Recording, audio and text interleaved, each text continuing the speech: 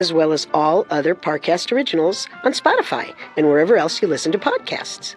This is our third and final episode on Who Put Bella in the Wych Elm.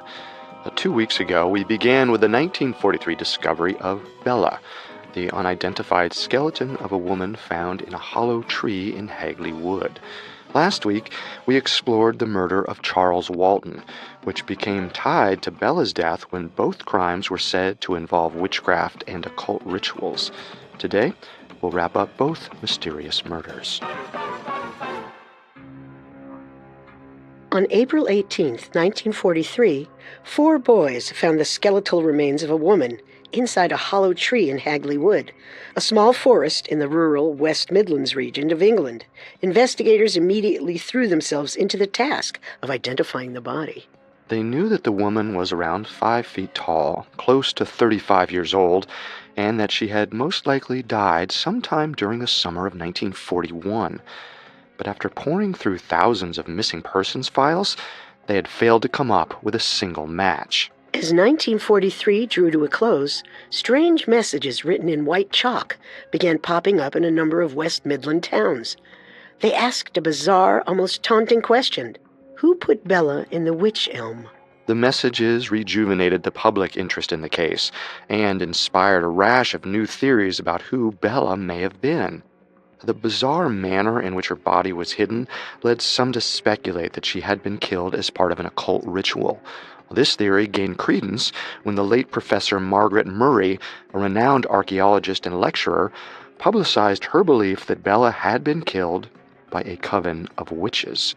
And if Margaret Murray's word hadn't been enough to get the gossip mills churning, a second murder soon added fuel to the rumors of witchcraft.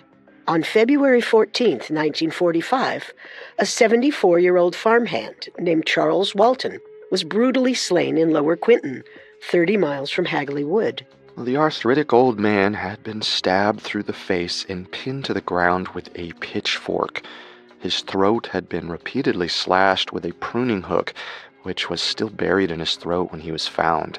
His body was riddled with cuts and wounds from both weapons, and his head had been bludgeoned with his own walking stick. Scotland Yard deployed one of its best murder squad detectives, Officer Robert Fabian, to lead the investigation. From the moment he arrived in the sleepy rural hamlet of Lower Quinton, something seemed off. Fabian would later describe the strange hostility he met at the hands of the villagers in his 3 memoirs, Fabian of the Yard, London After Dark, and The Anatomy of a Crime. We made our investigation in the village from door to door. There were lowered eyes, a reluctance to speak except talk of bad crops, a heifer that died in a ditch. But what that had to do with Charles Walton, nobody would say. The situation worsened when the detective ran afoul of local superstition. Word got around that Fabian had encountered a large black dog on Meon Hill, near the spot where Charles Walton was killed. People began to whisper that he had seen the ghost. In England at the time, large black dogs were seen as bad omens. The few villagers who were still willing to talk had strange stories to tell. Fabian heard tales that Charles Walton spoke to birds, that he was a horse whisperer, or that he was clairvoyant. From an old text, Fabian learned about the medieval practice of stakung, or staking a witch in order to reverse the effects of their curses on local farmland. The description sounded eerily similar to the murder of Charles Walton. The old man's body had been littered with cuts and puncture wounds from a pitchfork and pruning hook, and it also sounded like yet another murder. 70 years earlier, an old woman from the nearby town of Lower Compton had been stabbed to death with a pitchfork. Afterwards, her killer admitted that he'd killed her because she was a witch. The Scotland Yard detective didn't put much stock in these stories and chose to search for a more common motivation for the murder. So far, Fabian's prime suspect was Alfred Potter, Charles Walton's employer and owner of the farm where he had died. Potter had become strangely agitated when he overheard the officers speak of fingerprinting the murder weapons. Even more suspiciously, his account of the day of the murder kept shifting. At first, he said that he saw Walton working in the field around 12:20 p.m., but didn't go over to talk to him because he had to attend to a heifer that had drowned in a ditch. Later, he changed his story to say that he went home to read the paper, and that the problem with the heifer didn't come up until around 3 p.m. This left his actions at the time of the murder essentially unaccounted for. But there was a major problem that made it difficult to see Potter as the culprit. He had no apparent motive for killing Walton. In fact, Fabian had yet to establish a reason why anyone would have killed the old farmhand, especially in such a violent fashion.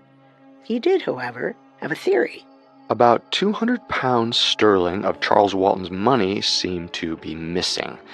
After talking with some of Alfred Potter's other employees, Fabian learned that the farmer had had difficulty paying some of his employees in the past and seemed to have money problems of his own.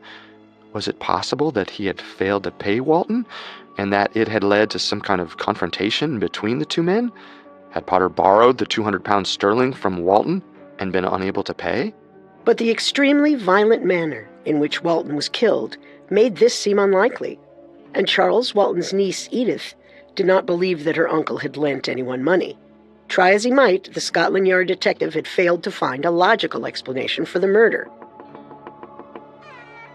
I'm inquiring about the late Charles Walton. He's been dead and buried a month now. What are you worried about?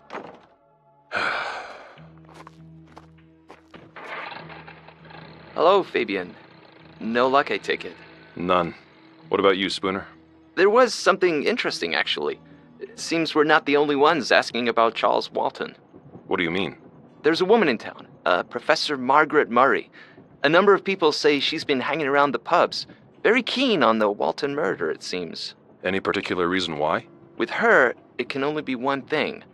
She was in the papers a fair bit, back when they had that Bella business. You know, the woman they found buried in the tree near Hagley. Murray put it down to witches. So she's one of those. I would have expected an academic to... What the devil was that? I didn't see. I swear, it came out of nowhere. Well, I suppose this proves it wasn't a ghost. It's done for, isn't it? Unfortunately, yes. Let me see that.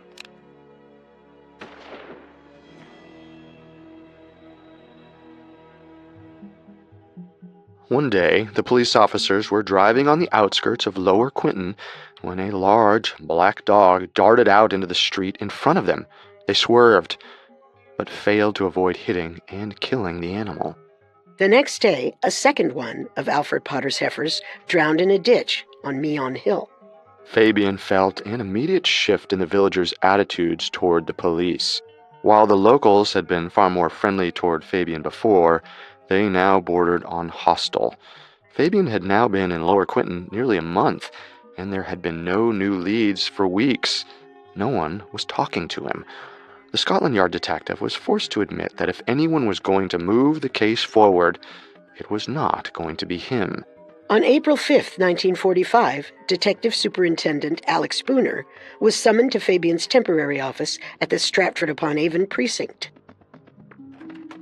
You wanted to see me, Fabian? Yes, Spooner, come in. I'm just finishing up. Hang on. Where's the map of the Walton crime scene gone? I had it taken to your office, with the rest of it. Here. It's yours now. The Walton case report? The very thorough inquiries made in this case have so far uncovered no evidence on which action can be taken. But we were so close. Alfred Potter, the missing money. The suspicions attached to Potter are well appreciated, but there is no real evidence to connect him with the murder itself, and no reasonable motive can be found for his committing it. What's more, the murder was of a particularly violent and brutal character, and there is not the slightest evidence that Potter is of a violent disposition, or that he and Walton ever quarreled. As for the money, it may well be related to Walton's death in some way, but all our exhaustive inquiries have failed to show where the connection is. But the killer is still out there. We can't just let them go free. We cannot. But I'm no use to you if no one will speak to me. Every day I'm here, I turn Lower Quinton against you more. This is it, then. I'm afraid so. It's been a pleasure, sir. Believe me, Alec. The pleasure is mine. While the investigation was now out of Fabian's hands, he still had a number of lingering questions. Fortunately for him, the person best suited to answer them was staying at an inn not far from the Stratford-upon-Avon precinct. Thanks for meeting me, Professor. Of course, Detective. Can I get you something? An ale, if they'll give it to you. They don't usually serve me here. Too many run-ins with black dogs, I'm afraid. The Black Shuck. That's what they call it here. But England has no shortage of phantom dogs. The Barghest, the Church Grim, Harry Jack, Maudie Dew, they're all very bad omens. I should have enough bad luck to last a lifetime, then. Now, what I asked you here about. The departed Charles Walton. You wanted my expert opinion on his murder. I'm curious what you thought about it.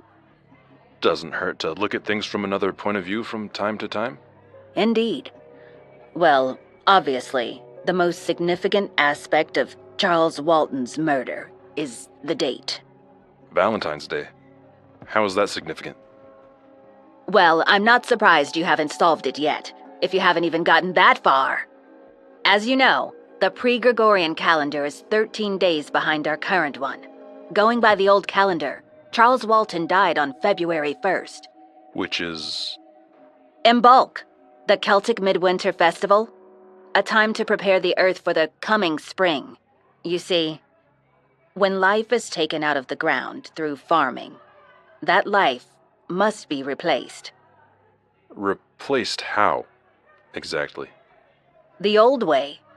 Blood sacrifice. Stay-coon. Charles Walton was not the first victim of the devil worshippers, and he won't be the last. I expect you know about Anne Tennant, and of course there's Bella. Bella? That's what they call the woman they found in the tree in Hagley Wood, isn't it? Was she staked? Only the skeleton was left, so one cannot be sure. The very act of placing a body in the hollow of a tree is associated with witchcraft. The cult of tree worship is an ancient one, and it's linked with sacrifices. As for the chalk writing on the walls in Midland towns, these may have been simply the work of a hoaxer or hoaxers. But Lubella, one of the names used, is a witch's name, and for that matter, so is Bella. Coincidence perhaps, but strange all the same. Yes, strange indeed. Thank you, Professor. This has been most enlightening. On Detective Fabian's last day in Lower Quinton, he allegedly learned that a black dog had been hung from a lone oak tree on top of Meon Hill, only a short walk from the spot where Charles Walton had died. The Scotland Yard detective did not know what it meant or who was behind it, but he had had enough of bad omens. He boarded the next train back to London and didn't look back. Coming up, we turn our attention back to Bella of Hagley Wood. Now, back to the story. On April 5th, 1945, famous Scotland Yard detective Robert Fabian had finally given up on his investigation into Charles Walton's suspicious, possibly occult-motivated murder. The town simply wasn't willing to talk. While the investigation into Walton's death had stalled, there was another arcane cold case that was just about to see new information come to light. In 1943, 4 teenage boys found the skeleton of a woman buried in the hollow of a hazel tree in the West Midlands area of England. While the disturbing discovery shocked the local community, it likely would have made an even larger stir had England not been in the midst of World War II. Well, despite the distraction of frequent bombings, investigators threw their efforts into solving the case. But after 2 years, they'd not even managed to identify the body. On April 30th, 1945, Adolf Hitler committed suicide during the Battle of Berlin. 1 week later, on May 8th, Germany surrendered, bringing an end to the war in Europe. After nearly 6 years, the young men of Britain came home to a hero's welcome. Among them was Warwick Plant, a young man from Brierley who had gone off to fight in World War II. When he came home from the war, he saw the cryptic messages about Bella and the Wych Elm written around town.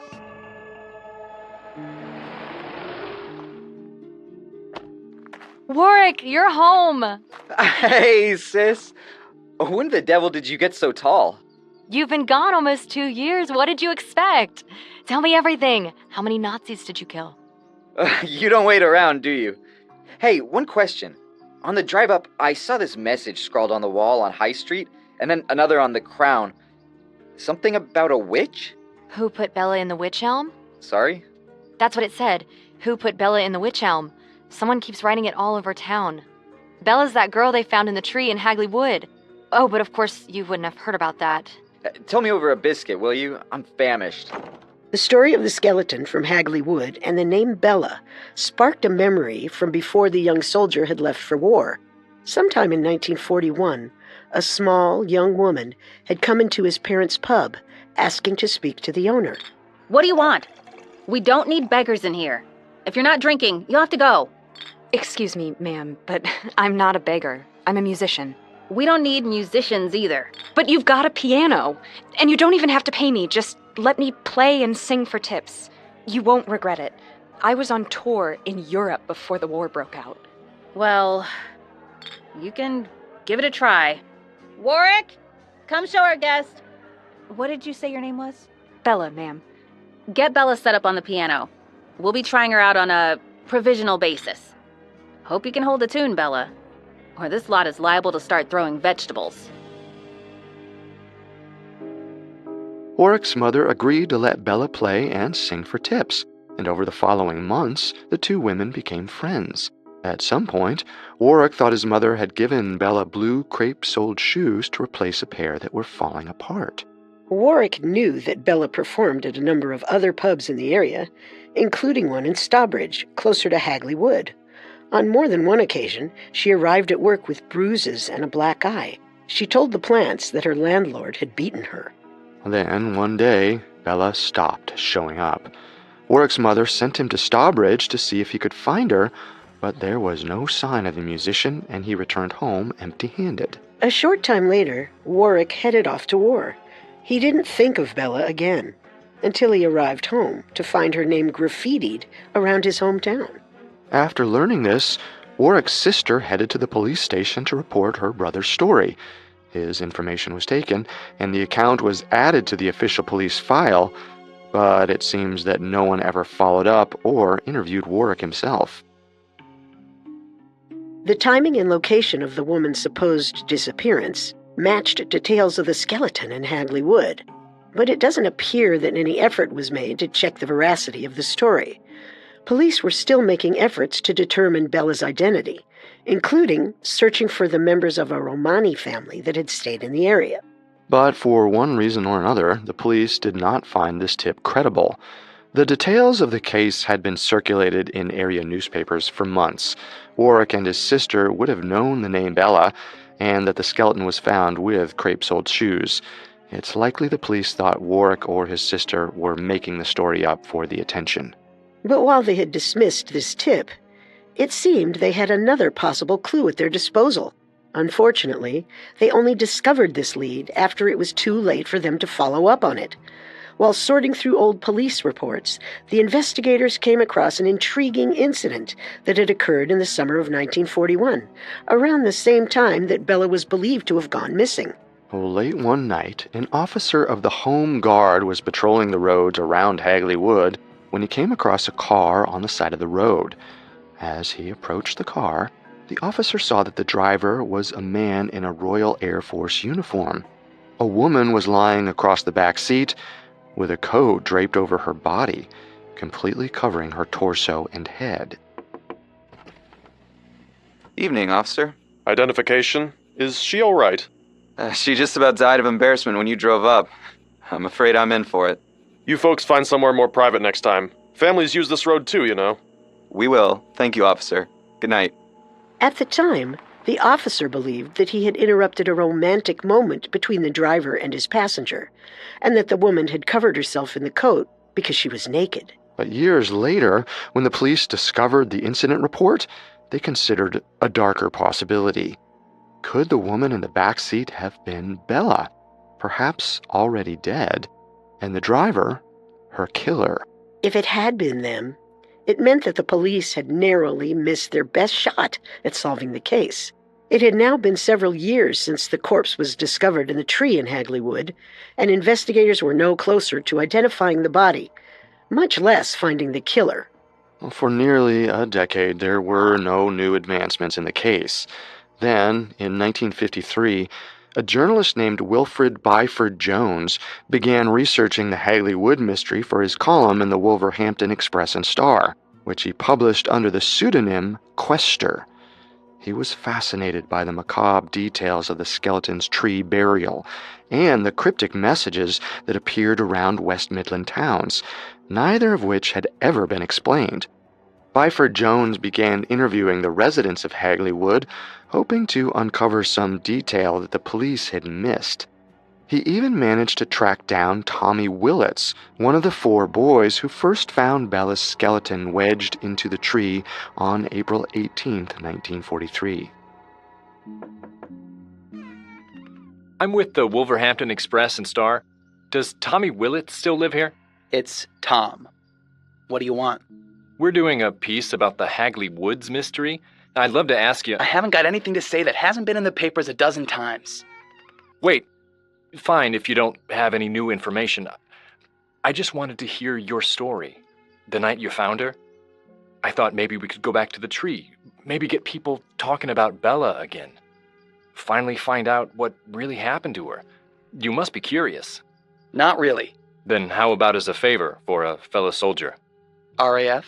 Lieutenant Colonel in the British Army. I was at Berlin. I know a fella from Dudley who was stationed there. Still has nightmares about it almost every night. Well, that's the thing, Tommy. People think we left the war on the continent, but we brought it back with us. No one who stayed home can really understand. That's why we have to stick together. I suppose you're right. So you'll show me the way to that witch elm? I'm sorry, sir. I'd like to help you. But I don't see the war when I close my eyes. I see that tree. I see her. Good luck with your story. Neither Tommy Willits nor any of the other boys who had found Bella were interested in discussing the night they found Bella's skeleton, but Byford Jones wasn't giving up. He printed an ad in the Express and Star offering to pay £100 sterling to anyone with information that helped solve the mystery. It didn't take long for the responses to start pouring in. Bella had never been truly forgotten in the West Midlands, and the new articles by Byford Jones had awakened interest in the old mystery. Well, the vast majority of the tips were obvious false leads and dead ends, but one letter in particular caught the journalists' attention. Finish your articles regarding the Wych Elm crime, by all means. They are interesting to the readers, but you'll never solve the mystery. One person who could give the answers is now beyond the jurisdiction of earthly courts. The only clues that I can give you are that the person responsible for the crime died insane in 1942, and the victim was Dutch and alive illegally in England about 1941. I have no wish to recall any more. The letter was signed Anna, with no last name or address. The postmark indicated only that it had been sent from Claverley, Wolverhampton, on November 18th, 1953. While Wilfred Byford Jones couldn't be sure that Anna wasn't merely trying to claim the reward, the fact that she had not provided a last name or address intrigued him. For the next few weeks, the journalist used his column in the Express and Star to implore Anna of Claverley to come forward and admit everything she knew about Bella.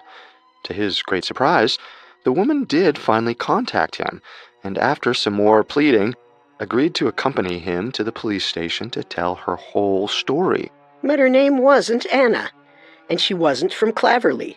She was Una Hainsworth of Warwickshire, and previously Una Mossop. She had married her former husband, Jack Mossop, in the early 30s when they were both young teenagers.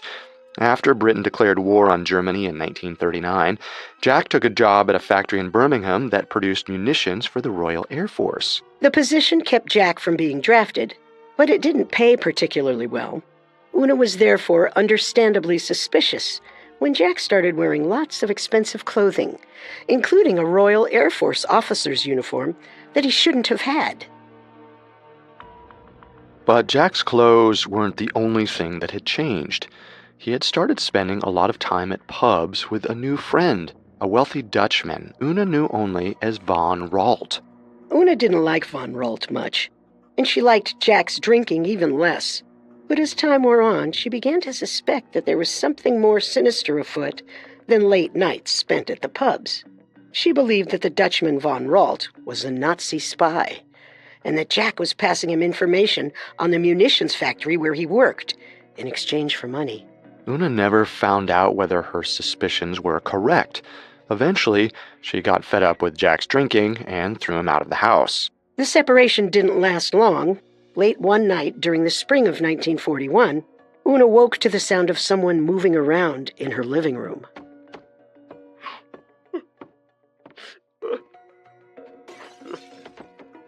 Who's there?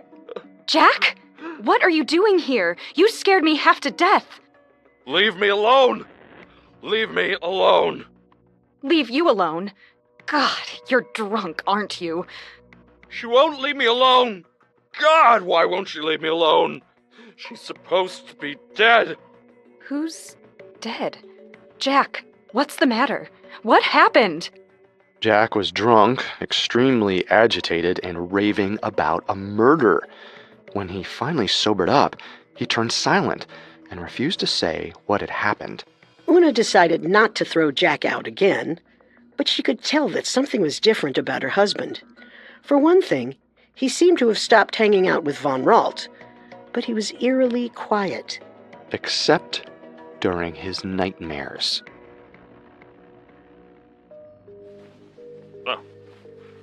No. Leave me alone! Jack? Jack, wake up! Jack! Every night, Jack would toss and turn in his sleep, moaning incoherently about a woman staring at him from a tree. Each day he seemed more unhinged than the day before.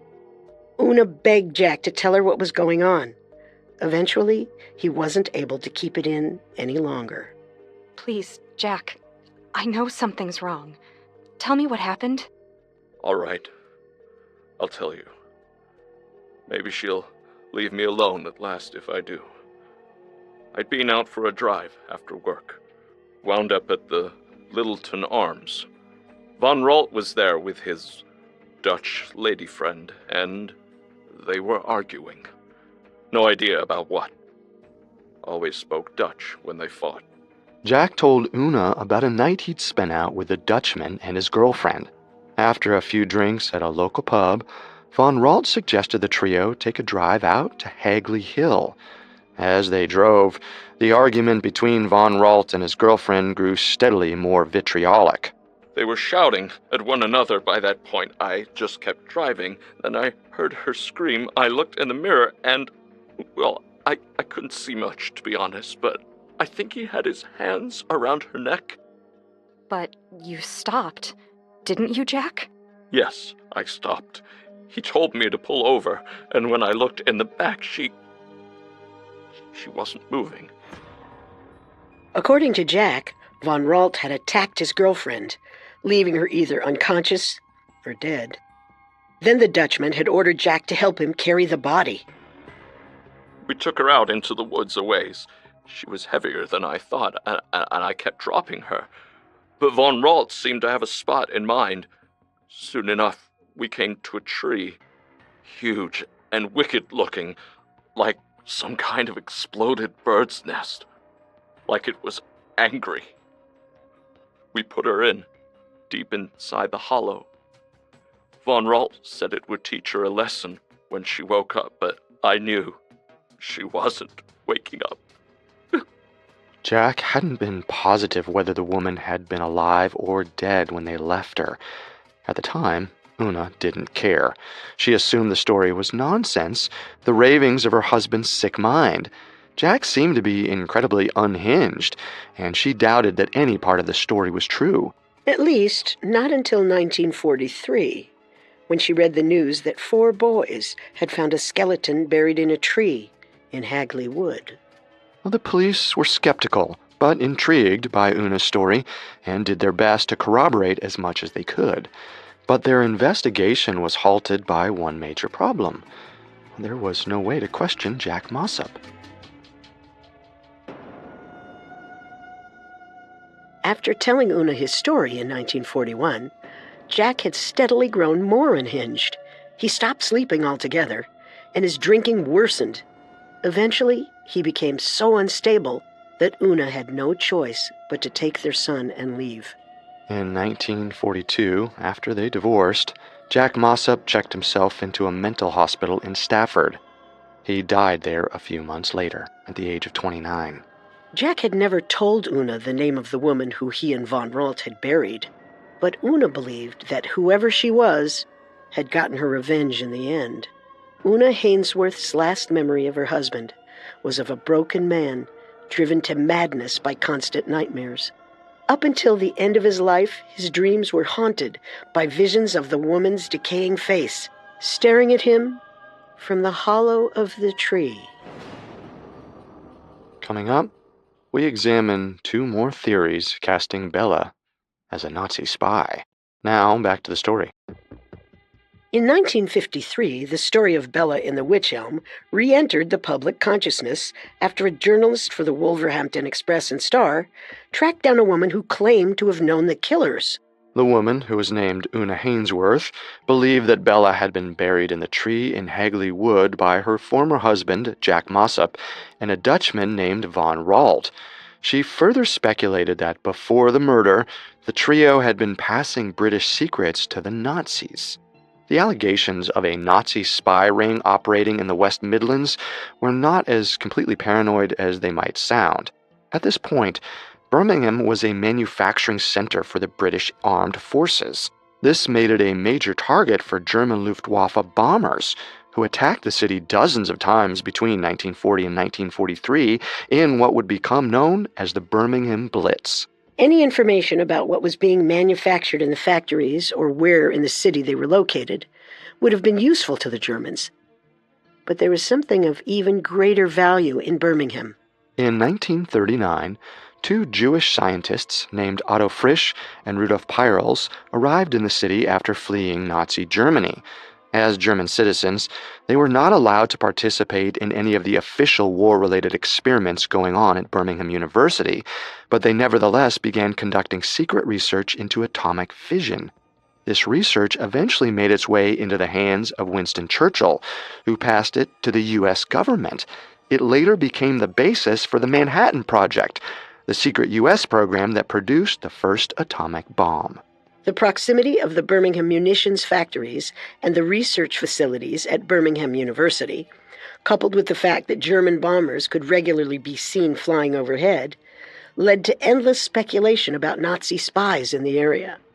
People regularly reported seeing paratroopers dropping down out of the sky into the West Midlands.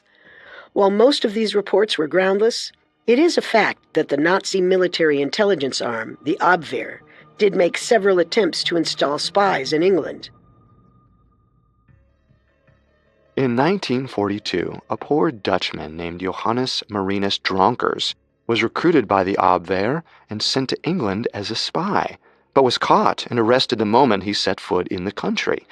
He was sentenced to death for espionage and hanged on December 31st, 1942, in Wandsworth Prison. Dronker's complete failure as a spy didn't keep him from finding his way into Bella's story. In 1968, a writer named Donald McCormick claimed to have found evidence of a woman named Clara Bella Dronkers, who had a small build and crooked teeth, and was part of a Nazi spy ring in the West Midlands. He believed that it was her skeleton that Tommy Willits and the 3 other boys had found in Hagley Wood. While these details seem compelling at first glance, there has never been any evidence put forward to show that Clara Bella Dronkers actually existed.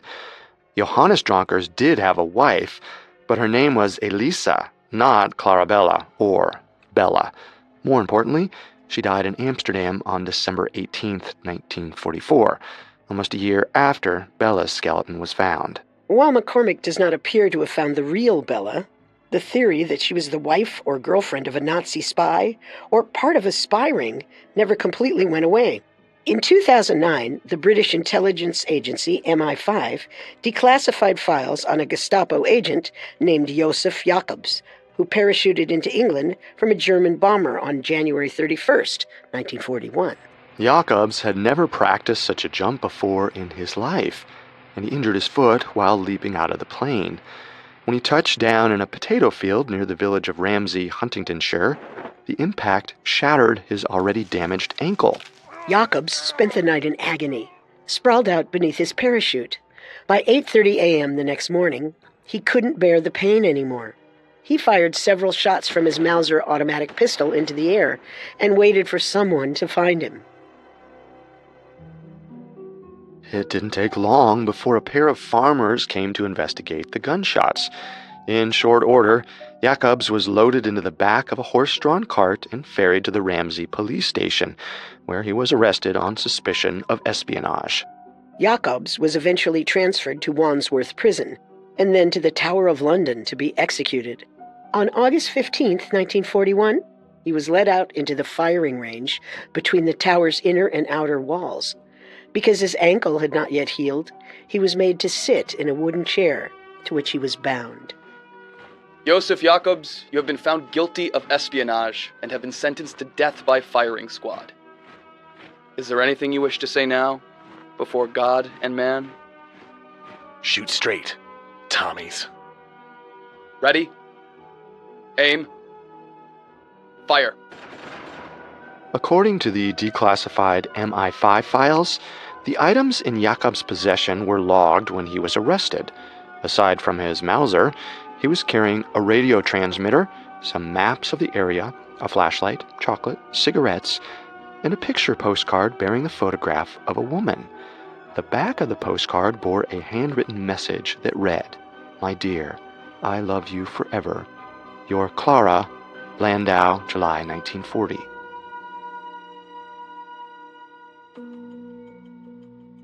Jacobs told the Home Guard officers that the woman in the photograph was of his lover, a cabaret singer named Clara Bauerle. Later, during interrogation, he admitted that she had also been recruited by the Abwehr and was supposed to join him by parachuting into the Birmingham area. But since he had not been able to make radio contact, he expected that her mission would now be aborted. When the details came to light in 2009, followers of the Hagley Wood mystery were certain they had finally found Bella's true identity. Unlike Clara Bella Dronkers, Clara Bauerle was very real. She had been a singer for the Bernhardt Edda Orchestra. In 1941, she would have been 35 years old, the same age that pathologist James Webster had specified for Bella of Hagley Wood. And that wasn't the end of the coincidences. Around 1930, Clara Bauerle spent 2 years touring as a singer in the West Midlands area. Because English audiences found her name difficult to pronounce, she was apparently known as Clara Bella.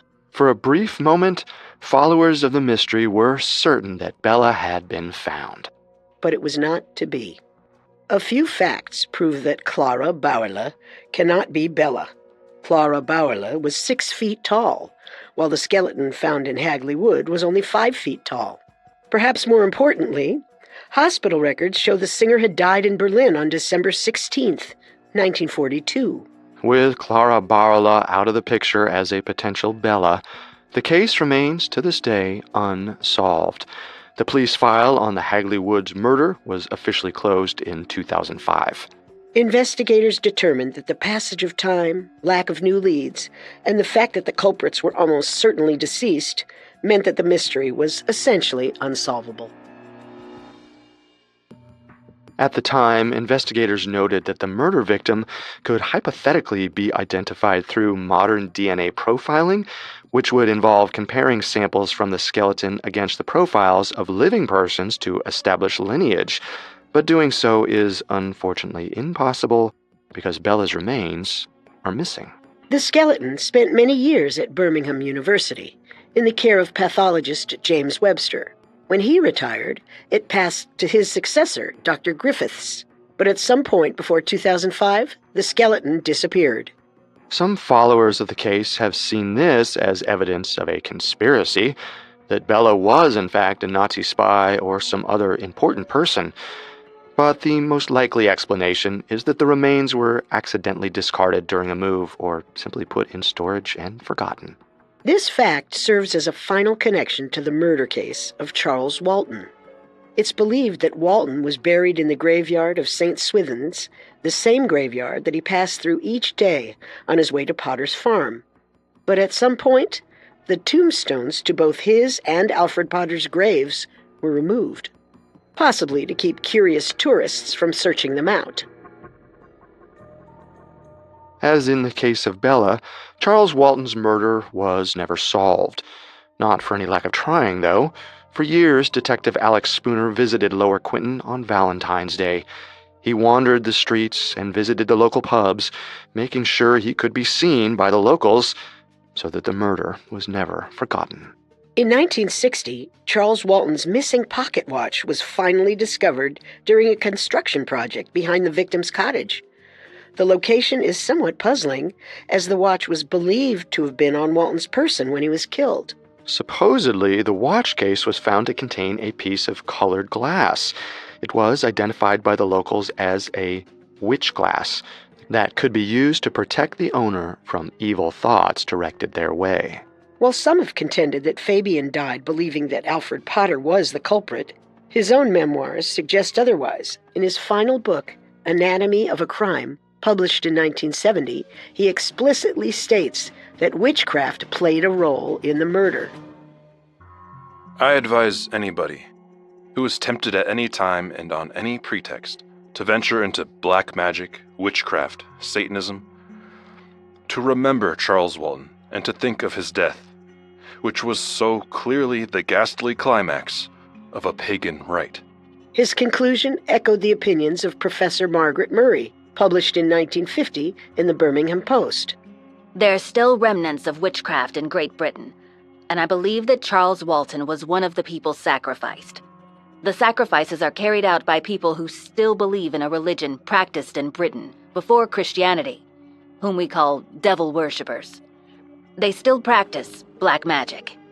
Today, skeptics have little trouble discounting both of these opinions. After her death in 1963 at the age of 100, Margaret Murray's writings on the witch cults of Wester community came under increasing fire from her peers. Today, the academic community largely rejects her thesis that the victims of the medieval witch trials were followers of a common religion, pagan or otherwise. But what do we think? Do we believe that Charles Walton's murder was part of, as Fabian said, a pagan rite? Personally, I don't think so. Well, the more likely explanation is that he was killed by his employer, Alfred Potter. He had the ability to commit the crime, and his behavior during the investigation suggests a guilty conscience. While Fabian didn't find a clear motive, Potter's money problems and Walton's missing money suggest that there could have been some monetary motivation for the crime. What do you think? I'm sticking with Fabian, to an extent. I don't think his killers were witches themselves, but I do think there's evidence that many members of the community believed Walton was a witch. They might have committed the murder believing it was necessary to stop him from blasting their crops. Well, I think the same goes for Bella and the Hagley Wood mystery. Witchcraft and pagan rites make for entertaining stories, but they likely didn't play a role there either. I think Margaret Murray was grasping at straws by making the connection between the name Bella, the tree burial, and the missing hand bones. I don't think there's any evidence to suggest that Bella was a Romani traveler. Agreed. That theory seems to have been based entirely on the prejudices of the day. And as for the theory that Bella was a Nazi spy, both the Clara Bella Drunkers and the Clara Bauerle theories have been thoroughly debunked, leaving only Una Hainsworth's story about her husband Jack Mossop and the Dutchman Von Ralt. While Jack wasn't available to confirm his role in Von Ralt's girlfriend's death, it remains one of the most plausible explanations. And interestingly, it's one of the only theories we've heard that doesn't try to draw a connection to the name Bella. Remember, the police had no reason to think the victim was named Bella until the graffiti messages began showing up. It's possible, perhaps even likely, that the writer was a prankster with no special knowledge of the case. I suppose it's more plausible than witches or Nazi spies. Well, we may never know the truth for certain, but while the mystery is still unsolved, Bella is far from forgotten. The messages about Bella of Hagley Wood never stopped appearing in West Midlands towns, though they eventually switched from chalk to spray paint. The words, "Who put Bella in the Wych Elm?" first appeared on the obelisk on Hagley Hill during the 1970s. They were eventually removed, only to return in 1999. Try to remove them, and it will only be a matter of time until they reappear again. At least as long as the question, "Who put Bella in the Wych Elm?" remains unanswered.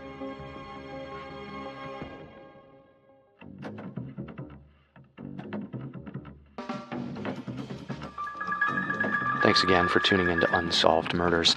We'll be back next Tuesday with a new episode. You can find all episodes of Unsolved Murders and all other Parcast originals for free on Spotify. Not only does Spotify already have all your favorite music, but now Spotify is making it easy for you to enjoy all of your favorite Parcast originals, like Unsolved Murders, for free from your phone, desktop, or smart speaker. To stream Unsolved Murders on Spotify, just open the app and type Unsolved Murders in the search bar.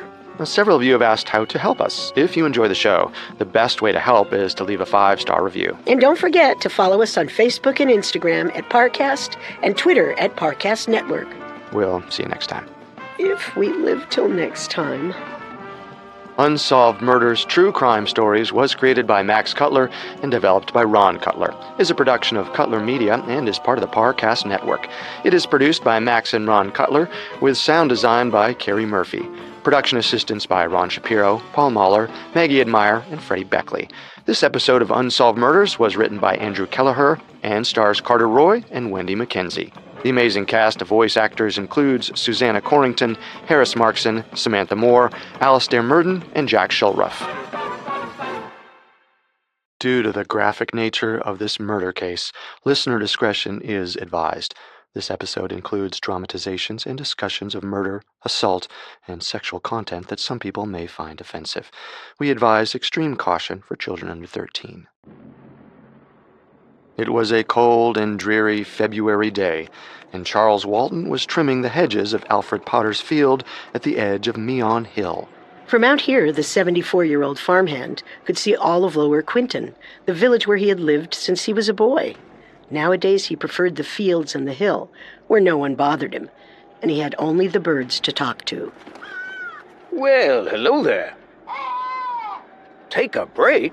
Why, I've got another field to do before dusk. And just what would you know about it? If I didn't know better, I'd say you've been talking to my niece.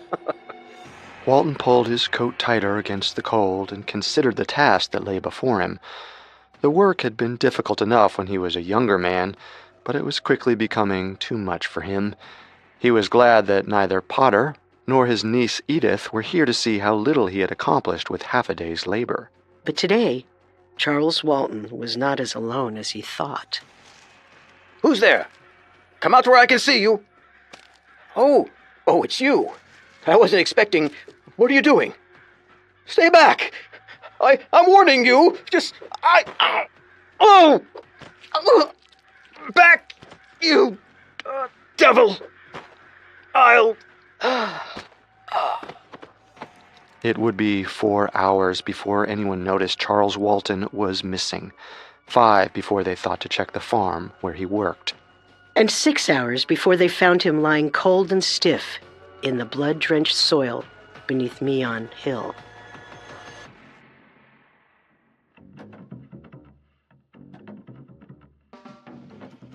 This is Unsolved Murders, True Crime Stories, a Parcast original. I'm your host, Carter Roy. And I'm your host, Wendy McKenzie. Every Tuesday, we dive into the world of a real unsolved murder and try to solve the case. You can find episodes of Unsolved Murders and all other Parcast originals for free on Spotify or wherever you listen to podcasts. To stream Unsolved Murders for free on Spotify, just open the app, tap Browse, and type Unsolved Murders in the search bar. At Parcast, we're grateful for you, our listeners. You allow us to do what we love. Let us know how we're doing. Reach out on Facebook and Instagram at Parcast and Twitter at Parcast Network. And if you enjoyed today's episode, the best way to help us is to leave a 5-star review wherever you're listening.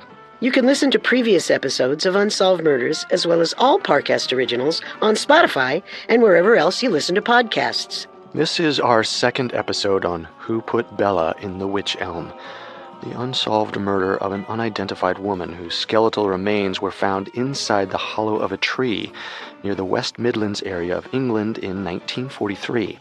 Last week, we covered attempts to identify the woman and allegations that her murder involved a black magic ritual.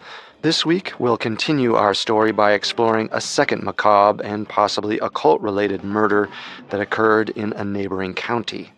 Then, next week, we'll wrap up both investigations as we try once and for all to figure out who put Bella in the Wych Elm. It was February 14th, 1945, the feast of St. Valentine's. As always, 33-year-old Edith had spent the day operating a printing press at the Royal Society of Arts. She had been employed by the organization since early in the war, when it had been forced out of London by constant Nazi bombing raids. At around 5:30, Edith washed the ink from her hands and began to pack up her things. She made her way across the tiny hamlet of Lower Quinton to the cottage she shared with her uncle, 74-year-old Charles Walton. Well, Charles was really more of a father to Edith, having adopted her when she was just 3 years old. Recently, she had become something of a housekeeper for the old man, who suffered from arthritis and required the assistance of 2 walking sticks. To Edith's consternation, Charles Walton still worked several days a week as a farmhand, weather allowing. I'm home. Uncle Charles? When Edith arrived at the cottage, she was surprised to find it eerily silent. Her uncle should have beaten her home by 2 hours. A quick search verified he was nowhere to be found. Alarmed, Edith raced out of the cottage and across the street to the home of her neighbor, Harry Beasley. Harry hadn't seen Edith's uncle that day, but agreed to help Edith look for him. The pair headed back across town, passing through the graveyard of St. Swithin's until they reached the Firs, the large farm where Charles Walton worked.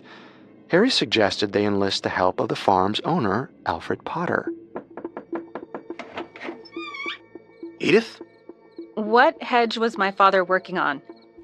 He didn't come home today. I fear something must be wrong. My God, you might be right. Let me get my torch and coat. The night seemed somehow darker than normal as the trio made their way across the farm towards the field where Alfred Potter had seen Charles Walton working earlier that day. A mist had drifted down from the nearby Meon Hill, draping the fields in a sharp, biting cold that chilled the searchers to the bone. He was supposed to trim the hedges along the ridge. You could see he didn't get very far. Did you check the pub? No, he was supposed to be home by... Uncle! In the corner of the field, they made a horrible discovery. Charles Walton lay on the ground, pinned to the earth by a pitchfork that had been stabbed through his face. As if that wasn't enough, his throat had been garishly slashed with a pruning hook, which was still embedded deep in his neck. Potter volunteered to stay with the body while Harry Beasley walked Edith Walton back to the village. The young man returned a short while later with a small throng of curious villagers who he had passed along the way, all of whom had come to see the ghastly sight for themselves. Among them were 2 men who would play central roles in the investigation. First was Detective Superintendent Alex Spooner of the Warwickshire County Constabulary. Second, Dr. James Webster, a pathologist and director of the University of Birmingham's West Midland Forensic Science Laboratory. Stand back, please. Give us some space. Detective Spooner, these people are contaminating the crime scene. You heard the doctor. Let's move along, people. Dr. Webster quickly determined that the pitchfork and pruning hook did not account for the entirety of Charles Walton's injuries. The old man's head was bloody and partially caved in. They found his walking stick in the grass nearby, matted in blood and hair. Scratches on the back of Walton's hands indicated that he had tried to defend himself. His arms, hands, and chest were riddled with cuts and puncture wounds from the pitchfork and pruning hook. Alfred Potter confirmed that both tools belonged to him and had been lent out to Walton for the job. The old man had been run through with his own work tools and bludgeoned with his own cane.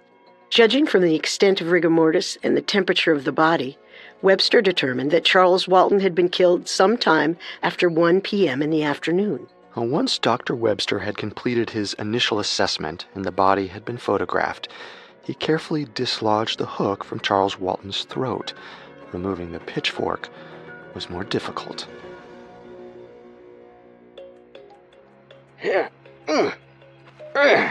Need a hand there, Doc? Please. There. Thank you, Detective. My God. Isn't it just the worst thing you've ever seen? You'd be surprised. 2 years ago, I removed a woman's remains from an elm tree. A tree? What the devil was she doing in there? Someone put her there, obviously. They never caught the culprit. Well, let's get Mr. Walton back to the lab. In the coming days, local newspapers would devote countless front-page articles to speculation over who or what was behind Charles Walton's death. The shocking level of violence seemed to suggest either a personal vendetta or a madman on the loose. But perhaps there was another explanation. Several of the stories on Walton's death reported that a cross was carved into his chest. While this detail does not appear in either Dr. Webster's forensic report or in the police case file, it demonstrates how quickly associations with the occult came into the case. The explanations for this leap goes beyond the typical superstitions of a rural community. The Black Country had been rife with talk of witches ever since the skeleton, now known as Bella, had been found in Hagley Wood, only 30 miles away from the spot where Charles Walton was brutally murdered. But there was another explanation for the association, rooted in a far closer site with even deeper associations to black magic and pagan rituals. For the residents of Lower Quinton, the fact that Charles Walton was killed in the shadow of Meon Hill held an ominous significance. A single ancient oak tree stands at the top of the hill, overlooking thatched roof cottages, rolling fields, and winding lanes. Once the site of an Iron Age hill fort, the mound is believed to have served as the inspiration for Weathertop, a location from J.R.R. Tolkien's Lord of the Rings. Local folklore marks the hill as a place of evil. According to one legend, it was the ancient home of the devil. In another story, it was the site of a fierce battle between the devil and the bishop of Evesham Abbey, which had been built around 700 CE. The devil was so enraged by the abbey's construction that he dug a huge clod from the earth and hurled it at the church steeple. The bishop gathered the parishioners in the church and instructed them to pray for a miracle. God heard their prayers and intervened to throw the devil's aim off course. The dirt clod missed the abbey and landed nearby, forming Meon Hill. While these Christian stories dominate modern discussions of the site, Meon Hill was regarded as a place of dark magic long before the Romans brought the religion to Britain. In the oldest tales, Meon Hill was the hunting ground of Araun, the Welsh god of the underworld and leader of the wild hunt. Each night, he pursues departed souls across the land on a pale steed, with a pack of baying hellhounds at his side. As a lifelong resident of Warwickshire, Superintendent Spooner was well aware of the long history of stories surrounding the hill on which Charles Walton was murdered. Despite this, he set about the task of attempting to identify the culprit as systematically as possible. On February 15th, the day after the murder, a team of officers combed the fields below Meon Hill for any tracks or clues. A second group went door to door interviewing villagers who lived closest to the hill. While a few had seen Charles Walton make his way to the firs in the morning, no one reported anything out of the ordinary. The search party also came up empty-handed. By the end of the day, the only thing of value that had been established was that a white metal pocket watch Charles Walton had been wearing was missing. The lack of progress frustrated Detective Spooner and confirmed his growing sense that the Warwickshire police officers were out of their depth. At 11 o'clock that night, the deputy constable sent a telegram to Scotland Yard in London. He received a response only 1 hour later. Chief Inspector Fabian will leave London tomorrow. The time of arrival of the train will be notified to you in due course. After reading the telegram, Spooner breathed a little easier. Surely the expert detectives of the Scotland Yard Murder Squad would have a better chance of making sense of this bizarre mystery. He could not have guessed how strange the case of Charles Walton's murder was about to become.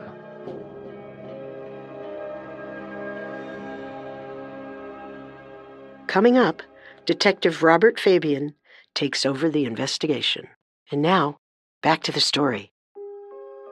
On February 14th, 1945, the body of 74-year-old Charles Walton was found on Meon Hill, on a farm outside of Lower Quinton, Warwickshire, with a pitchfork through his face and a plow hook embedded in his throat.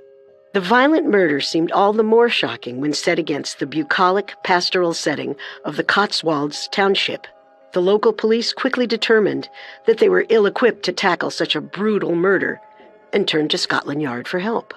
On the morning of February 16th, the local detective superintendent Alex Spooner drove to the Leamington Spa train station to collect the London detective who had been sent to assist with the investigation.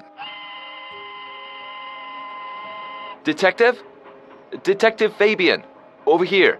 You're with the Worcestershire precinct? Yes, sir. Detective Superintendent Alex Spooner, at your service. It's an honor, sir. Oh, let me get those. I can handle my own bag, Spooner. Of course. The car's this way. Thank God. I was worried I'd have to ride a horse. In 1945, there was no more famous policeman in England than Detective Superintendent Robert "Honey" Fabian. Since joining the force in 1921, Fabian had quickly risen through the ranks of Scotland Yard thanks to his thoroughness, tenacity, and a talent for building relationships within London's expansive underworld. By the age of 44, Fabian had put away dozens of criminals, from petty thieves to murderers and gangsters. He would later describe the qualities that had helped him throughout his career. Detective work calls for a scavenging mind.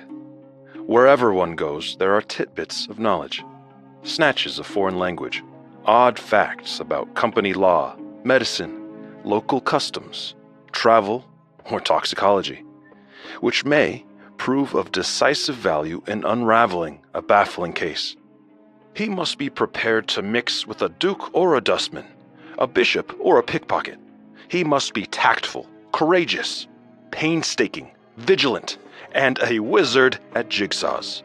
More than any of the countless cases he had covered, Detective Fabian's greatest claim to fame stemmed from an act of bravery in 1939, 6 years before the murder of Charles Walton. Fabian was sitting at his desk in Scotland Yard when a bomb blast rattled the building. Without thinking, he grabbed his gas mask, sprinted out of the building and towards the smoking, glass-strewn intersection of Piccadilly and Glasshouse. The bomb had been planted along with 6 others by the Irish Republican Army, and before the night was over, they would leave 20 people injured. But the casualties could have been far worse if not for Fabian's actions. Amidst the mass of fleeing civilians, he spotted a small package at a street corner and carefully opened it to find another bomb inside. Officer, move everyone away from this area as quickly and carefully as you can. While officers cordoned off the area, Fabian carefully sliced through the gelatinous nitroglycerin with his standard-issue police knife. He wouldn't learn until later that at any moment, the material of the knife blade could have reacted with the nitroglycerin and triggered an explosion. But due to his courage and luck, the bomb was safely dismantled and disposed of. Fabian received the King's Police Medal for his actions during the Piccadilly Circus bombing. Later, when he retired from the force in 1949, he turned to writing and released a pair of highly commercial memoirs. The first, titled Fabian of the Yard, would serve as the inspiration for the television series of the same name, the first British police procedural series. But on February 16, 1945, Fabian was still a decade away from having his name grace British television screens. That morning, Detective Spooner picked Fabian up from the train station and drove him back to the Stratford-upon-Avon police station, which would serve as the headquarters for the investigation. Fabian immediately got to work setting up his temporary office. Detective Fabian, here's the case file you requested with all the relevant interviews. We spoke to the niece, the employer, and all the nearest neighbors. They're all there. Thank you, Spooner. We'll start by bringing all of them in for questioning again, before we move on to the rest of the town. The rest of the town? You're going to interview all of Lower Quinton? And Upper Quinton. And I think Edmonton as well, to be safe. That's gotta be close to 500 people. So few? I'll let the yard know this should be quick. Let's have the employer first, and then the niece.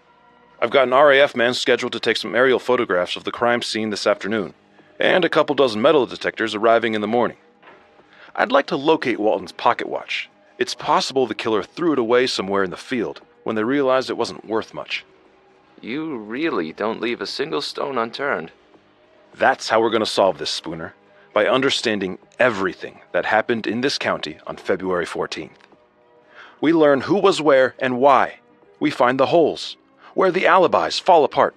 In a town this small, someone will have seen something. Someone will know something.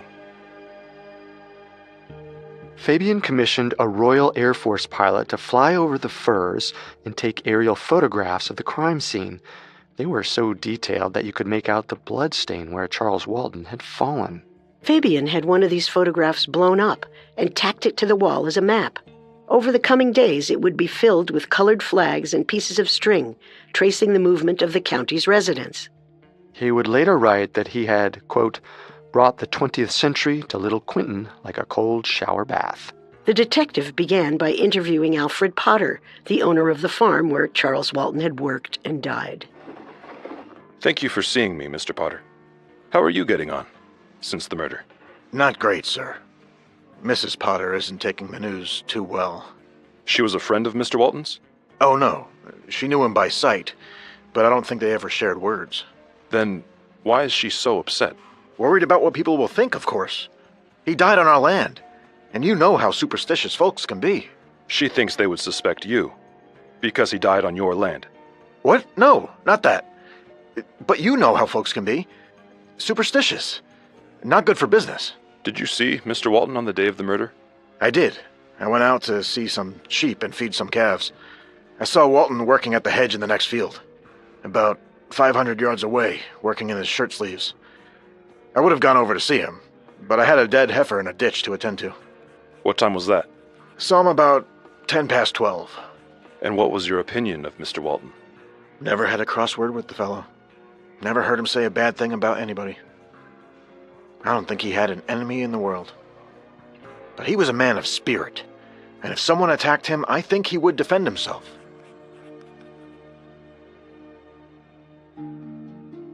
While he listened, Fabian was silently sizing up the man across from him.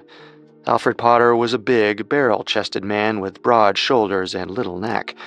The Scotland Yard detective had no doubt that he easily could have overpowered a feeble old man like Charles Walton, but the scrapes on Walton's arms had suggested that he had defended himself, and Potter didn't bear any marks suggesting he'd been in a fight. Next, Fabian and Spooner headed to Charles Walton's cottage to speak with the old man's 33-year-old niece, Edith.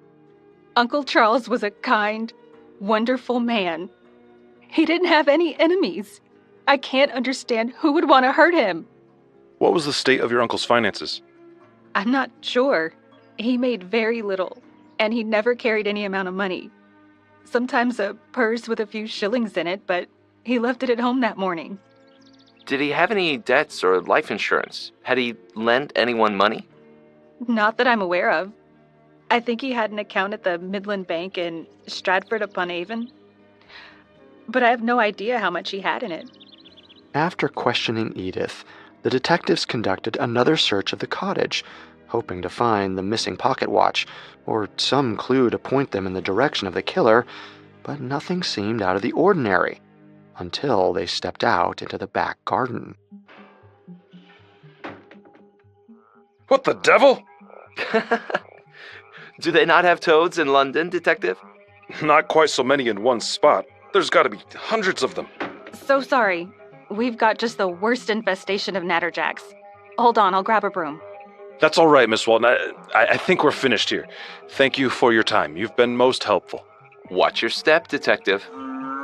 With Alfred Potter and Edith Walton out of the way, the detectives turned their attention to the rest of Lower Quinton.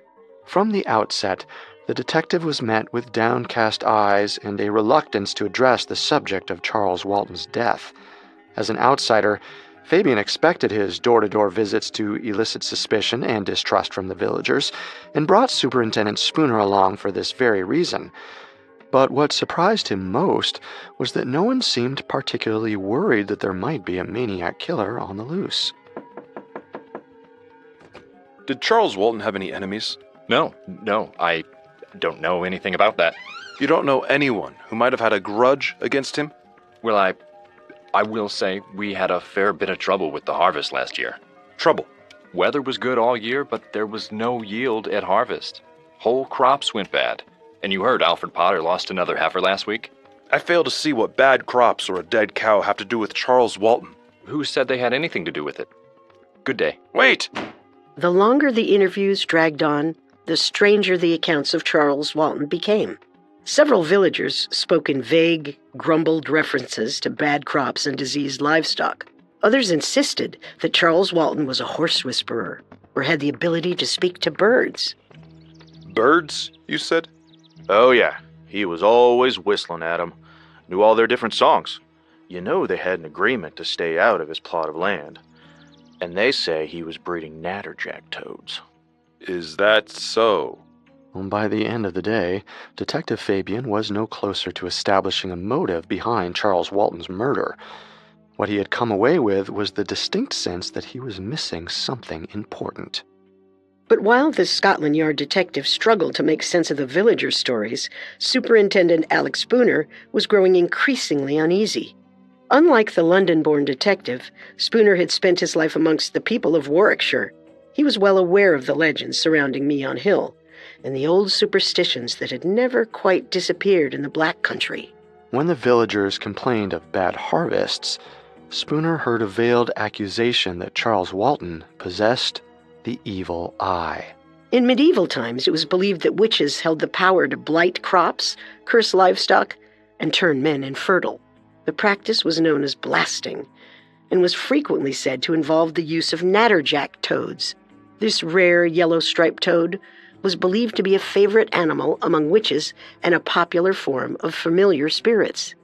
In medieval folklore, a familiar is a spirit, such as an imp, lesser demon, or fairy, that is bound to a witch and assists them with their magic.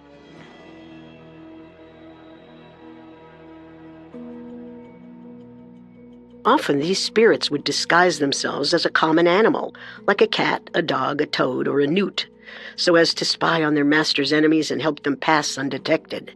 During the medieval witch trials, a close relationship with a pet was often used as evidence that someone had a familiar and thus was a witch. At first, Spooner dismissed the talk as mere superstition, but as the interviews wore on, he started to think they might have a bearing on the case after all. He was not yet sure how to broach the topic with Fabian, but he determined to do some research on the subject before bringing it up. On February 20th, 1945, 5 days after Fabian arrived in Lower Quinton, the detectives attended a coroner's inquest into Charles Walton's murder at the town hall in Stratford-upon-Avon. While they were there, police constable Michael O'Masney stopped by the Firs to check on his friend Alfred Potter. Mr. Potter's wife, Lillian Potter, answered the door. Her eyes were red, and she appeared to have been sobbing. Lillian? What's the matter? You know we never had anything to do with the villagers much, and what will they think? They will pin it all on Alf. Mr. Walton worked for us, and it happened on our land, but we cannot account for where Alf was every bit of the day. Lillian? Who are you talking? Oh, hello, Constable. Didn't know you were coming. Just thought I'd stop and see how you folks were holding up. Lillian seems pretty upset over this whole Charles Walton incident, Alf.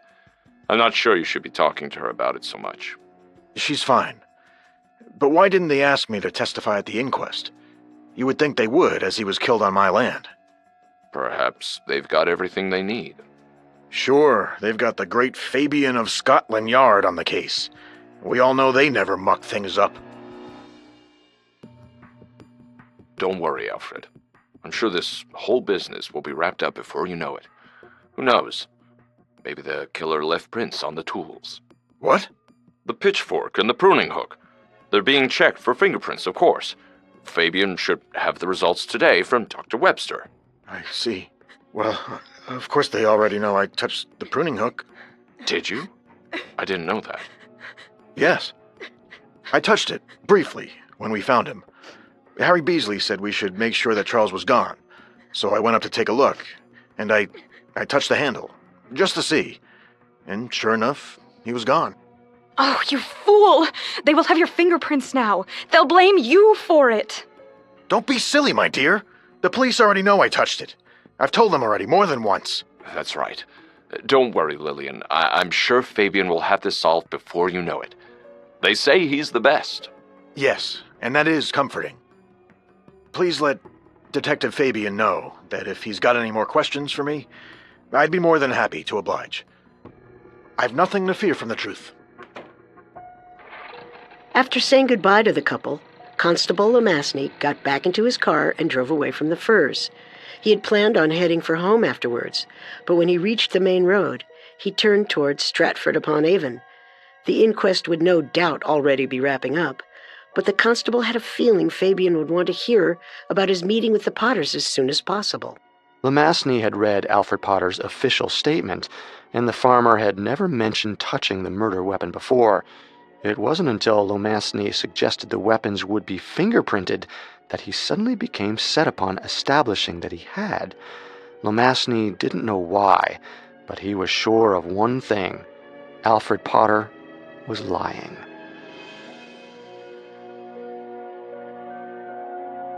Coming up, Detective Fabian continues his search for answers and finds more than he bargained for.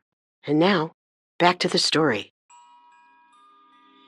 In 1945, the sleepy Warwickshire hamlet of Lower Quinton was shaken by the violent murder of Charles Walton, a 74-year-old farm worker. Scotland Yard dispatched Detective Robert Fabian to lead the investigation. Fabian began by canvassing the areas of Lower and Upper Quinton, knocking on the door of each and every cottage to question the residents as to their knowledge of Charles Walton and their whereabouts on the day of the murder. They were less than receptive. At nearly every door, the Londoner was met with suspicion and hostility, which he noted in the official case report. The natives of Upper and Lower Quinton and the surrounding district are of a secretive disposition, and they do not take easily to strangers. Therefore, I have borne in mind the possibility of there being some local history attached to the murdered man or his neighbors, which we have not yet touched upon, and which may have a direct bearing upon the murder. One morning, Fabian woke early and drove out alone to the Firs, as he had many times since arriving in Lower Quinton. He made his way across the field to the spot where Charles Walton had been killed. The ground was now covered by nettles, but the detective could still make out the dark stain of Walton's blood. From his vantage on the lower slope of Meon Hill, he could make out most of Lower Quinton, with its endless verdant fields, quaint cottages, and sprawling market square. Fabian was certain that Charles Walton's murderer was somewhere down there. Yet strangely, none of the villagers seemed particularly concerned that a dangerous psychotic killer might be on the loose. While the detective stood there, a massive black dog came strolling over the hill. Fabian had been missing his own bulldog Buller, and he instinctively reached out to pet the black hound, but a threatening growl made him think better of it. Hey there, boy. Aren't you a big fella? All right. Didn't mean anything by it. Seems the dogs are as pleasant as the townsfolk. A short while later, a boy appeared from the same direction as the dog. Fabian was almost surprised when, instead of scowling, the boy smiled and waved at him. Morning, mister. Looking for your dog, son? Dog? What dog? It was a big black thing just past. Now where are you going? Odd. Looked as if he'd seen a ghost. When Fabian mentioned the dog, the boy turned pale and took off running in the same direction he'd come from.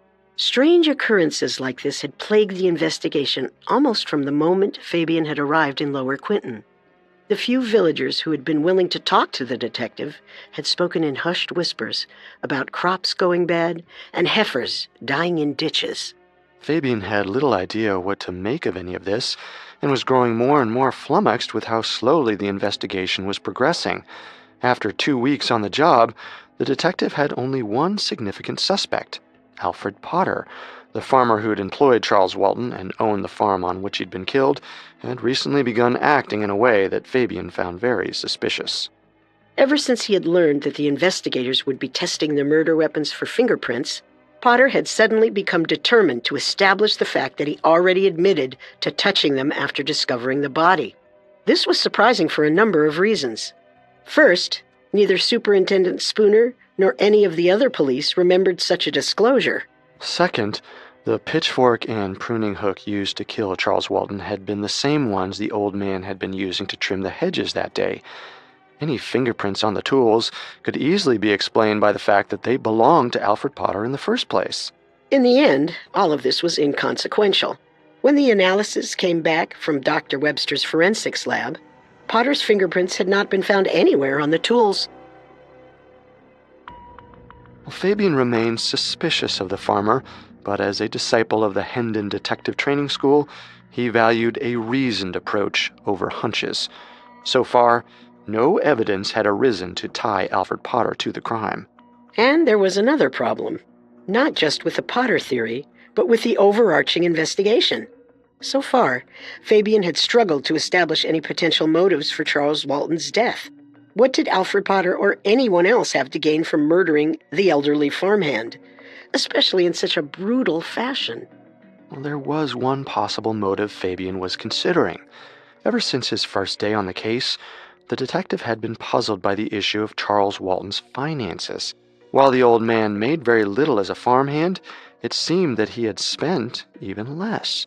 According to his niece Edith, he never drank with the other villagers and could always be found either at work or at home.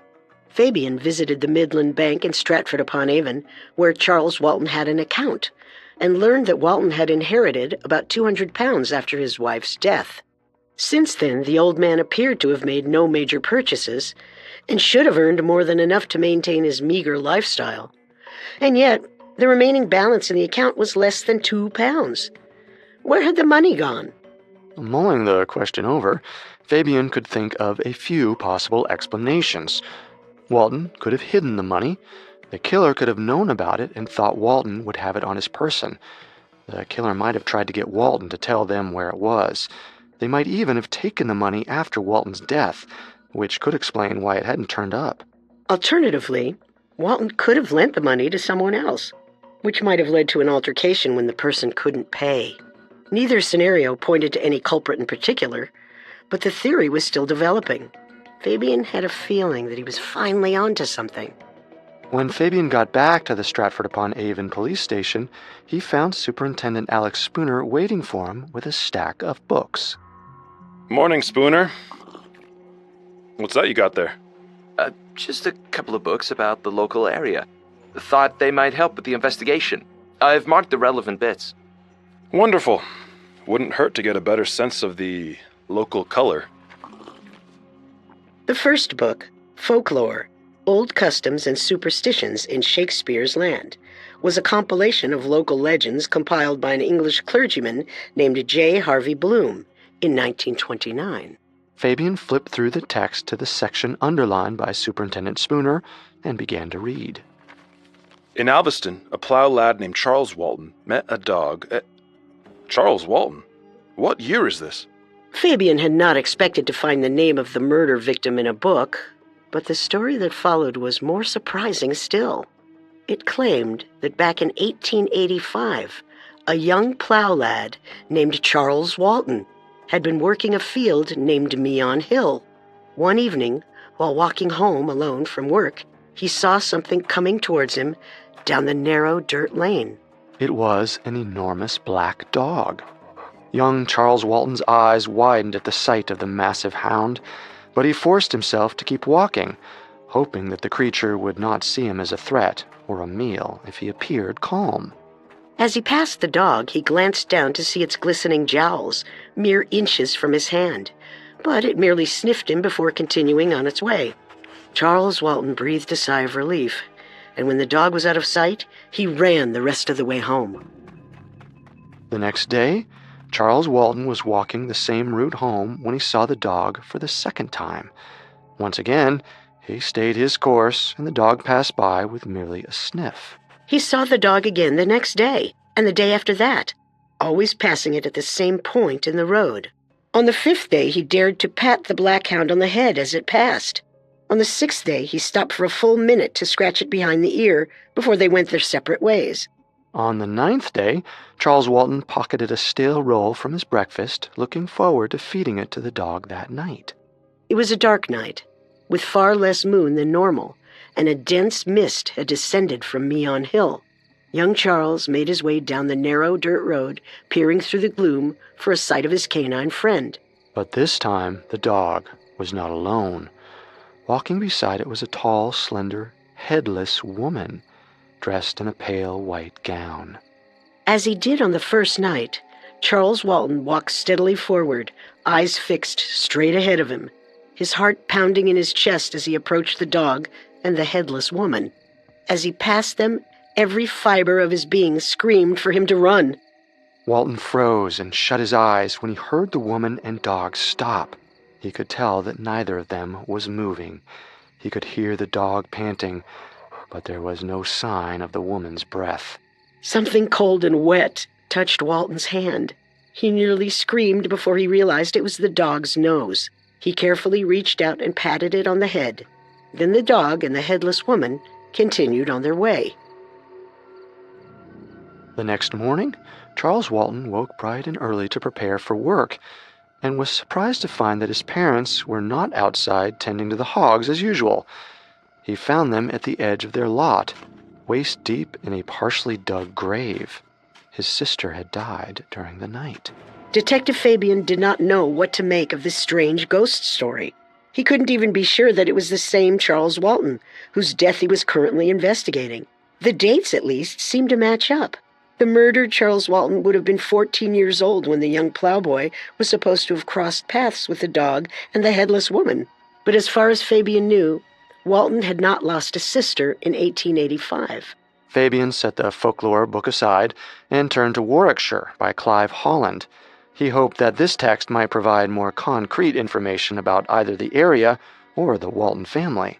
But while the story underlined within was clearly historical in nature, it was possibly even more disturbing than the ghost story he had just read. It concerned a 70-year-old murder case from the nearby town of Lower Compton. In the village, some interesting and ancient customs still survive, amongst which are the Christmas singers and the crowning of the May Queen. And even as late as 1875, the effect of ancient superstitions concerning witches and the evil eye was seen in the crime of a man named John Haywood.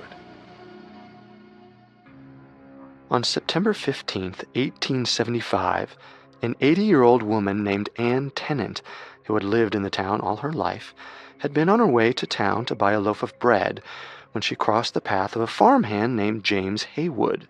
Without warning, Haywood leapt on the old woman and began stabbing her with a pitchfork until he finally plunged the weapon into her temple. At the inquest 2 days later, Haywood showed no remorse for the savage crime. He seemed convinced that Anne Tennant was a witch, and that along with a coven of 16 other witches who lived in the town, she was responsible for the deaths of all the cattle and crops the villagers had lost over the years. The book went into further detail about the method Haywood had used to kill Anne Tennant, the method which was eerily similar to the murder of Charles Walton.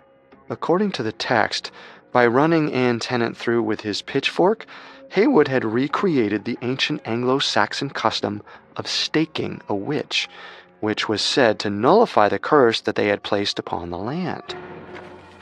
At his trial for murder, during the course of his defense, John Haywood said, "If you had known the number of people who lie in our churchyard, who, if it had not been for them, would have been alive now, you would be surprised. She was a proper witch." Detective Fabian shut the book. Deeply unsettled by the 2 stories he had just read, he could dismiss the tale of the young Charles Walton and the Hound as mere folklore, but the second story was undeniably real. 70 years ago, a woman had been accused of witchcraft and killed in a manner eerily similar to the murder of Charles Walton. The Scotland Yard detective did not yet know what it all meant, but to find the answer, he would first have to learn the story of yet another murder. The murder of a young woman from the local area who was buried inside a tree, and known only by the name given to her by an anonymous graffiti artist, Bella of Hagley Wood.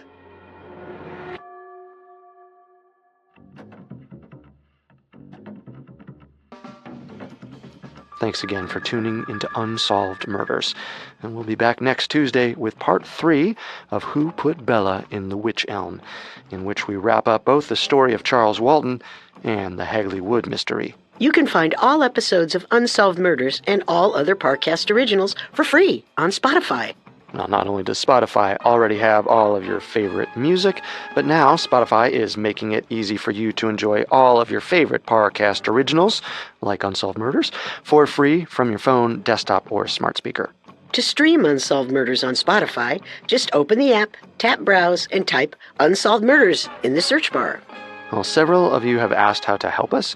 If you enjoyed the show, the best way to help is to leave a 5-star review. And don't forget to follow us on Facebook and Instagram at Parcast and Twitter at Parcast Network. We'll see you next time. Yeah, if we live till next time. Unsolved Murders, True Crime Stories was created by Max Cutler and developed by Ron Cutler, is a production of Cutler Media and is part of the Parcast Network. It is produced by Max and Ron Cutler, with sound design by Carrie Murphy. Production assistance by Ron Shapiro, Paul Mahler, Maggie Admire, and Freddie Beckley. This episode of Unsolved Murders was written by Andrew Kelleher and stars Carter Roy and Wendy McKenzie. The amazing cast of voice actors includes Mike Capozzi, Susanna Corrington, Harris Markson, Samantha Moore, Alistair Murden, and Steve Pinto. Due to the graphic nature of this murder case, listener discretion is advised. This episode includes dramatizations and discussions of murder, assault, and sexual content that some people may find offensive. We advise extreme caution for children under 13. Jock! Here, Jock! Come here, boy! Whoa. Tommy! Where did you... Ow! Check it out. Now that is a climbing tree. Reckon there's some bird's nests up there? One way to find out. Seriously, guys, my mom will skin me alive if she finds out we've been on Lord Cobham's land again. There's something in here. Some kind of dead animal. I can't reach it. Here, use this. Almost. There! Got it!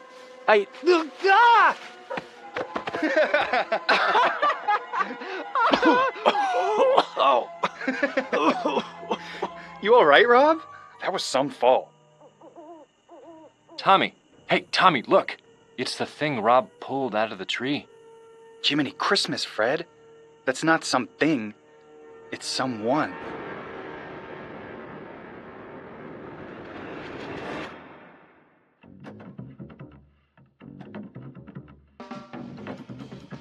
This is Unsolved Murders, True Crime Stories, a Parcast original. I'm your host, Carter Roy. And I'm your host, Wendy McKenzie. Every Tuesday, we dive into the world of a real unsolved murder and try to solve the case. You can find episodes of Unsolved Murders and all other Parcast originals for free on Spotify or wherever you listen to podcasts. To stream Unsolved Murders for free on Spotify, just open the app and type Unsolved Murders in the search bar. At Parcast, we're grateful for you, our listeners. You allow us to do what we love. Let us know how we're doing. Reach out to us on Facebook and Instagram at Parcast and Twitter at Parcast Network.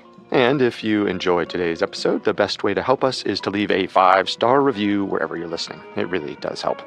This is our first of 3 episodes on the Hagley Wood mystery, otherwise known as Who Put Bella in the Wych Elm. It's the unsolved murder of an unidentified woman whose skeletal remains were found inside the hollow of a tree near the West Midlands area of England in 1943. This week, we'll cover attempts by police to identify the body and some of the early theories involving witchcraft. Next week, the story continues with the grisly, potentially occult-related murder of Charles Walton. Then, in 2 weeks, we'll wrap up both mysteries and investigate theories linking the Hagley Wood skeleton to Nazi spies. At the heart of the English countryside, between the cities of Birmingham and Worcestershire, lies the area known as the Black Country. The name stems from the ugly coal seams and thousands of ironwork foundries that belched smoke into the sky during the 19th century. But today it's home to verdant rolling hills, thatched roof cottages, and pockets of dense forests. Amidst this idyllic setting, near the towns of Hagley and Stawbridge, lies Wychbury Hill. Take a stroll around and you will find sections of low earthen walls. They are the remains of a hill fort built during the Iron Age, long before Britain was conquered by the Roman Empire. At the center of Wychbury Hill is another more obvious monument, a massive black obelisk towering 84 feet into the sky. On a clear day, it can be seen from as far as Shropshire, 35 miles away. Yet the area's most unusual element is not the obelisk itself, but a message graffitied at its base. In hastily scrawled large white letters, it asks a decades-old question that has yet to find an answer. Who put Bella in the Wych Elm? This question has vexed the residents of Hagley and the surrounding area for almost 70 years. Take a walk around the town, and you will likely see it scrawled on other buildings and walls. Clean off the paint if you like, but eventually, days or weeks later, the words will return, just as they have since World War II. But who is Bella? What is the Wych Elm? And who put her there? The questions first arose on April 18th, 1943, when 4 teenage boys were traipsing around the Black Country with nothing on their minds but their next meal and whatever mischief they might find. Come on, gents! Jock's got the scent! Just like the last dozen times? Guys, wait up! Their names were Tommy Willits, Bob Farmer, Robert Hart, and Fred Payne. The 4 friends had spent most of the day wandering the countryside, scouring the hills and vales for a rabbit to bolster their family's food rations. World War II was in full swing, and many British citizens lived in constant fear of attacks from the Nazi Luftwaffe bombers. For the previous 2 years, the nearby city of Birmingham had been on the receiving end of some of the worst bombings. Tommy, Bob, Robert, and Fred lived far enough from the city that they didn't have to worry about being blown up in their sleep. On nights when the air raid sirens sounded, they would sneak out to Wychbury Hill to watch the distant bursts of red and orange exploding over Birmingham. But there were no bombs or sirens when dusk fell on April 18th. There had also been no rabbits. Determined not to go home empty-handed, the boys turned off the road into Hagley Wood and onto the estate of Lord Cobham, thinking that they might pilfer some eggs from a bird's nest. About 30 yards into the woods, they happened upon a tree that seemed particularly promising. The twisted and gnarled trunk was 5 or 6 feet tall and nearly as thick around. Beginning almost at the base of the tree, a mass of long, bare branches stretched out in every possible direction, giving the impression of an exploded broomhead. Later on, everyone from newspaper reporters to the police would peg the tree as a wych elm. The witch in this tree's name, spelled W-Y-C-H, derives from the Old English word wicca, W-I-C-E, meaning pliant or bendable. And while there might be a tenuous connection between the trees and witchcraft, the origins of that witch is far more difficult to pin down. And neither words are connected to the witch in Wychbury Hill, which derives its name from the ancient Saxon tribal kingdom of Wicca, spelled H-W-I-C-C-E. In any case, the tree the boys had stumbled upon was most likely not a wych elm, but Corylus avellana, a common hazel. Hazel trees are unique in that their branch systems can be cut back and harvested for wood year after year without killing the tree itself. This ancient forestry technique, known as coppicing, triggers the growth of new shoots that build on one another. And as it grows taller, the expanding shoots tend to form large, hollow spaces in the tree's center. The boys knew that the coppice tree's hollows made perfect hiding places for birds to build their nests, and they decided to check if the massive hazel held anything they could take home with them. Robert Hart clambered up the tree before anyone else could. When he reached the top and peered down into a particularly large gap, about 4 feet up the tree's trunk, he received the shock of his young life. Something was staring back up at him. At first, Robert thought it might be a dead animal who had gotten trapped in the hollow tree, but he wasn't able to reach it to find out. One of the boys on the ground snapped off a branch and passed it up to help with the investigation. After several minutes, Robert was able to hook part of it with a stick and pull it out. The boys' jaws dropped as they approached the round, white object lying on the forest floor. Bloody hell. That's a human skull. Brilliant deduction, Bob. The Royal Medical Corps will be dying to have you. Don't touch it. While most of the flesh had rotted off long ago, there was still a small patch of dried skin on the right side of the scalp. 7-inch strands of brittle brown hair, laced with moss and dirt, flowed from the patch. After passing around the skull, the boys' conversation turned to what they were going to do next. We've got to tell someone. Did you forget we're trespassing? Lord Cobham will have us shot, assuming Fred's mom doesn't get us first. Oh, God. Rob's right. We put it back. We never tell anyone about this. Agreed? But... Are we agreed? Yeah. All right. We put it back. The boys returned the skull to the tree, agreeing never to speak of it to anyone. But not all of them were convinced that staying silent was the right thing to do. Tommy tossed and turned throughout that night. The skull grinned at him from the darkness of his imagination, brittle wisps of hair flowing from its scalp. The discovery had affected him more than the other boys, despite the fact that he was 2 years older than them. At 17, Tommy was less than a year away from being conscripted into the armed forces. Most of the older boys that Tommy knew had gone off to war and never returned. He thought that if his corpse was found in a tree, he wouldn't want to be left there, his death forever to remain a mystery. He would want someone to tell his mother. By morning, Tommy still hadn't slept a wink. At the breakfast table, his parents took one look at their son's red, baggy eyes and knew that something was up. The sleep-deprived Tommy was no match for their interrogation, and within minutes, he confessed what he and the other boys had found in Hagley Wood. Tommy's father contacted the police, and within hours, Tommy was leading Sergeant Chris Lambourne, Sergeant Richard Scarrett, Constable Jack Pound, and Motor Patrol Sergeant Jack Wheeler into Hagley Wood. It took the better part of the morning to find the tree again. Once the men had climbed up to verify that the remains were human, they headed back to the Clint Police Precinct to report the discovery and arrange for a detective to visit the scene. A special constable was placed on guard at the tree overnight. The next day, April 20th, they returned to the crime scene with Detective Superintendent Sidney Knight, Deputy Inspector Tom Williams, and Dr. James Webster, a pathologist and the recently appointed director of the Birmingham University Forensic Science Laboratory. Climbing the tree was far more difficult for the adult men than it had been for Robert Hart, and it seemed almost as though the hazel's long, slender branches had been designed to keep anyone from getting close. Eventually, they were able to determine that more of the skeleton was trapped inside the hollow tree.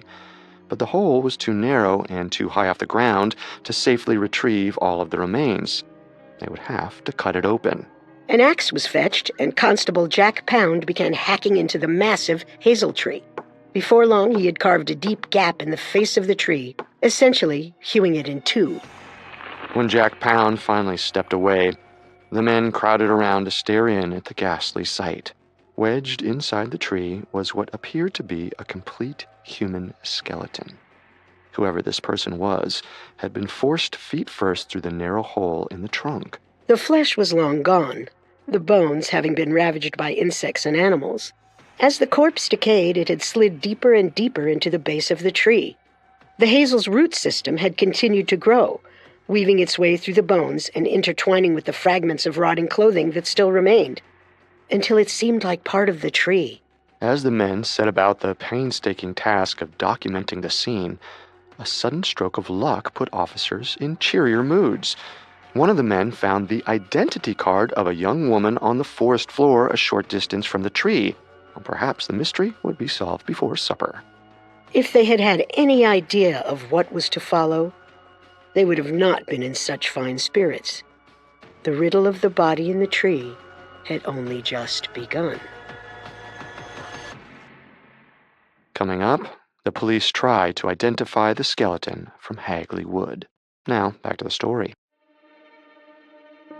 On April 18, 1943, 4 teenage boys found the decomposed remains of an unidentified person wedged into the hollow of a tree in Hagley Wood, England. The skeleton had been picked clean by insects and wildlife, and some of the smaller bones had been carried off. A search of the area revealed a shin bone hidden among the roots of a nearby sapling, and several other bones scattered around the area. Some newspapers stated that bones from the skeleton's right hand were found on the forest floor a few yards away, though Dr. Webster, a forensic pathologist who inspected the crime scene, made no mention of such a discovery in his initial report. There were a few other items recovered from the crime scene. First, a pair of women's size 5.5 blue leather shoes, one found at the base of the tree, the other a distance away. Second was a cheap gold wedding ring.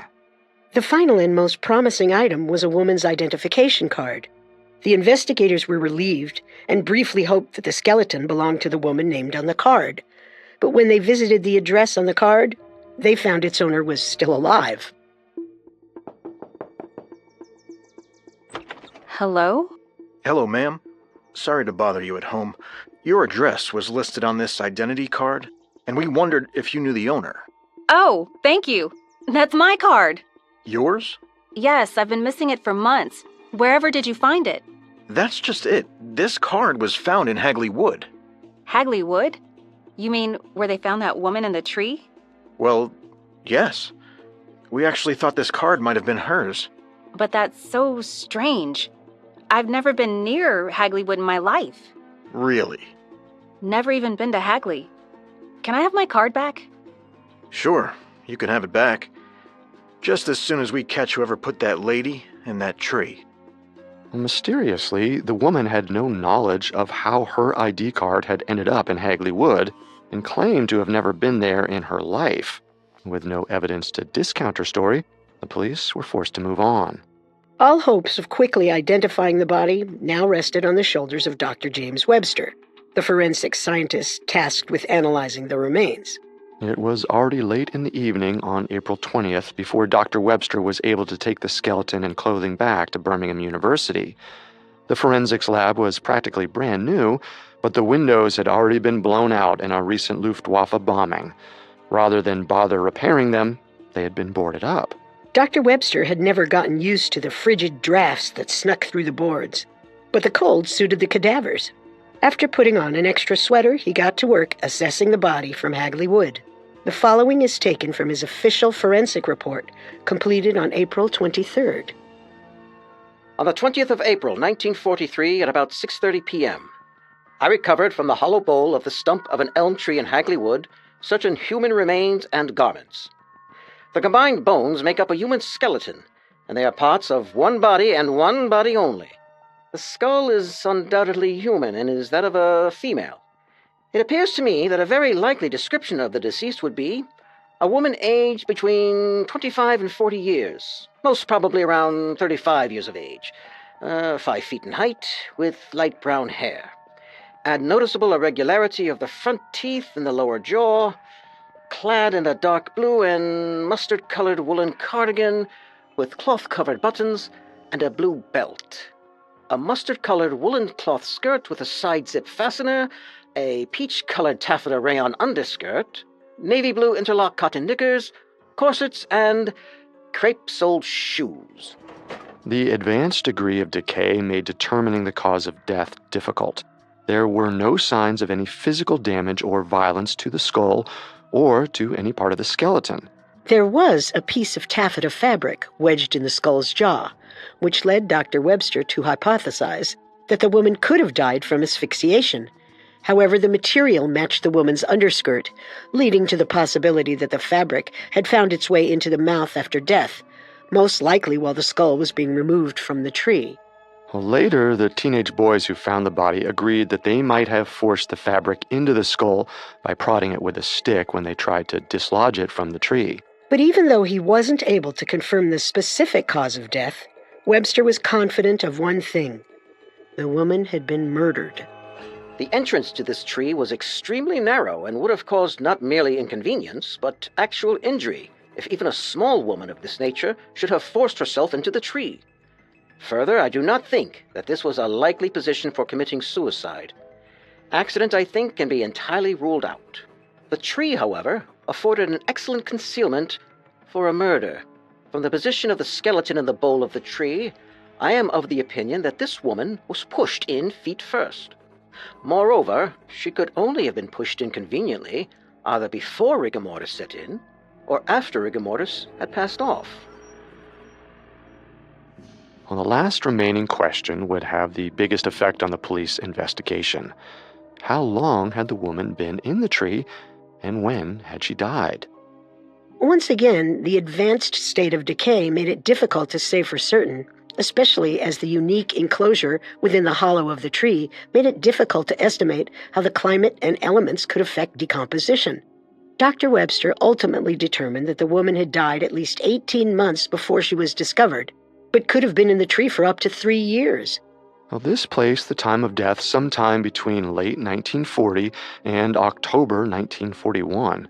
When Dr. Webster made the final observation that based on the recovered fragments, the woman's clothes appeared to be thin and of poor quality, and there was no sign of a coat. This suggested that she had died during the warmer months, most likely during the summer of 1941. The police immediately launched an extensive investigation to identify the remains, examining the missing persons reports from 1940 to 41, hoping to find someone who matched the Hagley Wood skeleton's height, age, and hair color, and other distinguishing characteristics. But after scouring over 3,000 reports, they did not have a single promising lead. A second promising avenue of exploration was the woman's dentistry. Her teeth were distinctive, and she was missing a molar from her lower jaw that they believed had been professionally extracted. The police contacted every registered dentist in England hoping for a match. Once again, they were disappointed. There was one area where they had slightly more success. The midnight blue leather shoes were traced back to the manufacturer, and it was determined that they were most likely sold at a market in Dudley around early 1940. They were well worn but somewhat expensive, worth about 13 shillings 11 pence. Adjusted for inflation, that would be around 50 pounds sterling or $60 today. There was one problem with any assessment of the shoes, though. The police could not say definitively that they were connected to the murder at all. While they had been found near the tree, they were several sizes too large for the victim, and there was no evidence that they had been padded with material to make them more wearable. Ultimately, it didn't matter much whether the shoes belonged to the body or not. While the manufacturer could guess when and where they had been sold, there was no record of who had bought them. Once again, the investigation had run into a wall. Oh, the fact that the police were no closer to identifying the remains after several months of searching was mysterious on its own. If this woman had suddenly been murdered and disappeared, one would think that someone would have noticed her disappearance. And yet, she matched no missing persons records, and no one had come forward to claim her. It was almost like she had never existed at all. By Christmas, the locals had mostly lost interest in the tree murder riddle. There was a war on, after all, with people dying every day and the Nazis still making occasional bombing runs on Birmingham. The identity of the moldy, moss-covered skeleton couldn't hold the public's attention for long. But that all changed in the winter of 1943, when certain messages began to appear. It began with a single sentence scrawled hastily on the wall in the borough of Old Hill near Blackheath. In 3-inch tall capital letters, written in white chalk, were the words, "Who put Lubella down the Wych Elm?" For well over a month, the graffiti went virtually unnoticed. Then, on March 28, 1944, Mr. L. White woke to find another message scratched on the side of his house. Who's there? What the devil? What's the matter? I heard someone writing on our wall, but they ran off before I could get a look at them. And then I found this. Hagley Wood? Bella?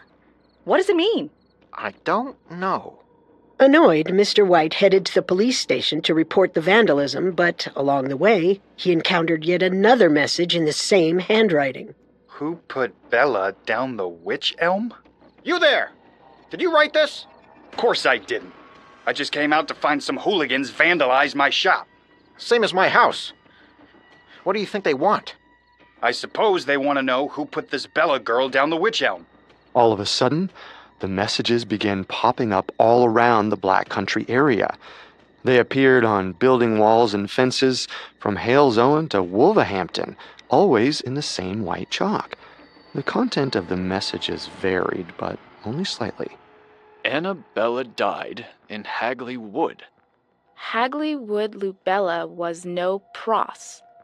Yeah, right. But as time went by, the messages settled into a consistent form. Who put Bella in the Wych Elm? Well, wouldn't we all just like to know? The police photographed the messages and took chalk samples, which they submitted to a local forensic lab. After examining the handwriting, the lab determined that the messages had been left by the same person. This seems significant. Someone who claimed to know the identity of the woman found in Hagley Wood was traveling all around the area to leave teasing messages. Even if they were merely a mischievous prankster with no knowledge of the case, at least they were putting effort into their ruse. And the use of the name Lubella in the early messages was strangely specific. The police posted ads in the paper asking the writer to come forward, but no one did.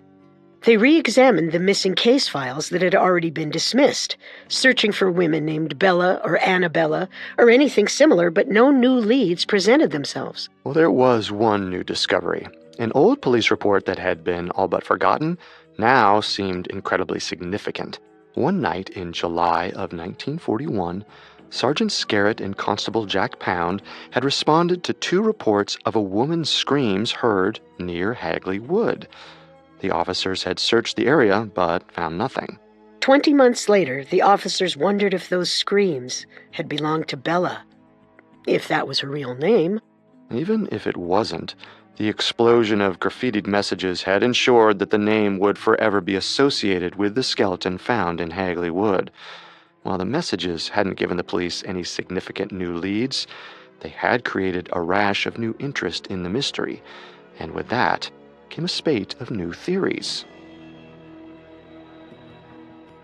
In the coming months, whenever the locals of the Black Country met in cramped pubs and taverns, it was only a matter of time before their conversation found its way to the question graffitied across their villages. The thing that bothered most people was the same issue that had vexed the police. Now that Bella's story had been plastered across newspapers, why was no one coming forward to claim her as their daughter, mother, or wife? One possible explanation was that Bella was a foreigner. If she was killed soon after arriving in the country, she might not have had time to make any meaningful connections. And it would at least explain why no English dentist would claim her as a patient. With England in the midst of a war, perhaps it was only a matter of time before someone suggested that Bella was an enemy combatant. One popular rumor said that she was a Nazi spy who had parachuted in one night, landed in the tree, got stuck, and died.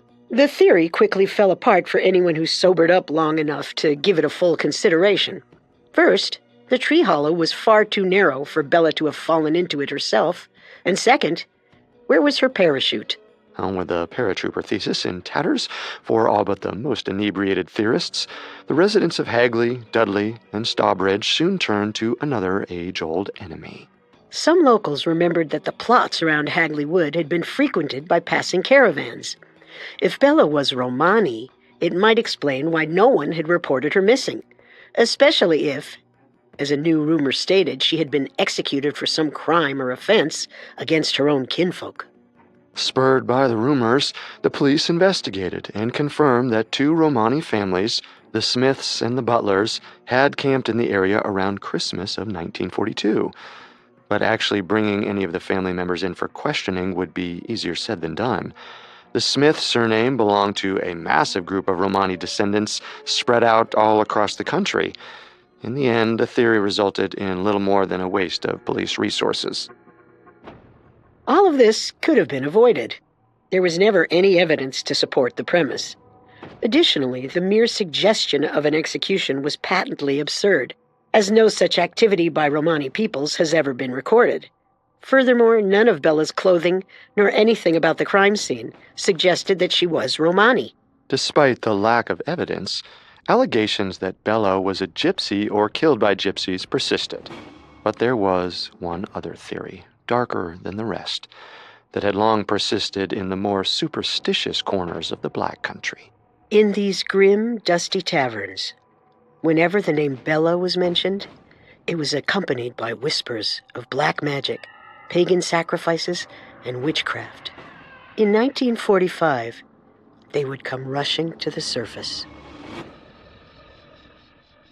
Coming up, we'll explore the theory that Bella was the victim of an occult ritual. Now, back to the story. Beginning in late 1943, bizarre messages began showing up on the walls and fences of Birmingham, Worcestershire, and Stawbridge. Written in white chalk in large, crooked letters, they referenced an unsolved murder from the previous year, when a woman's decomposed skeleton was discovered inside the hollow of a tree in Hagley Wood. The cryptic messages had given the woman a name, Bella, and incited a mystery that would last for decades to come. While the police searched for a missing Bella, Lou Bella, Annabella, Isabella, Clarabella, or any variation thereof, the locals entertained themselves by imagining potential backstories for the woman. The odd manner in which the skeleton had been buried invited some macabre theories, which were only heightened by suggestions that Bella had been a Romani executed by her caravan. While that theory proved fruitless, it birthed an even darker suggestion. Some of the locals were convinced that Bella's death was evidence of black magic. At first, the rumors of witchcraft seemed like mere rumors, and they might have remained that way had Bella's story not attracted the attention of one Professor Margaret Murray. Coming. Thank you, Dr. Webster. It's cold as the devil out here. I wouldn't say no to a cup of tea. And then I would like to see her straight away. I'm sorry, see who? Bella, of course. You don't think I've come all the way from London to freeze on your doormat, do you? London? Oh, you must be Margaret. Oh, we didn't expect you until tomorrow. Please, come in. Edith, put the kettle on, will you? Professor Murray's here early. In 1945, Margaret Murray was a professor of anthropology and Egyptology at University College London. At 82 years old, she had enjoyed a long and storied career as an archaeologist and historian, and was lauded for her contributions to countless significant excavations and discoveries. She had been the first woman to publicly unwrap a mummy, earning her the nickname, the Old Woman of Egyptology. But Professor Murray wasn't just an Egyptologist. During World War I, when travel to Egypt became impossible, she had turned her eye to her home country of England. Since then, she had devoted her studies to remnants of an ancient pagan cult that she believed had survived to the modern era. This was the subject that drew her to Hagley and the mysterious Bella. In 1945, Professor Margaret Murray was one of the world's leading experts on witchcraft and the occult. Well, here she is. The majority of the skeleton was recovered, as you can see, but there were a few pieces missing. The hand. Where's the hand? I'm sorry? The newspaper said the right hand was removed. Where is it? Oh, yes. Some bones of the right hand were found a ways away from the body. Buried? In the dirt, I suppose. Here they are. Fascinating. The whole thing is such a mystery. I was sure the police would be able to find out who she was by the shoes or by her dental records, but there's been nothing. That's because they're talking to the wrong people. They need to find the coven. Coven? Yes, Dr. Webster. The coven.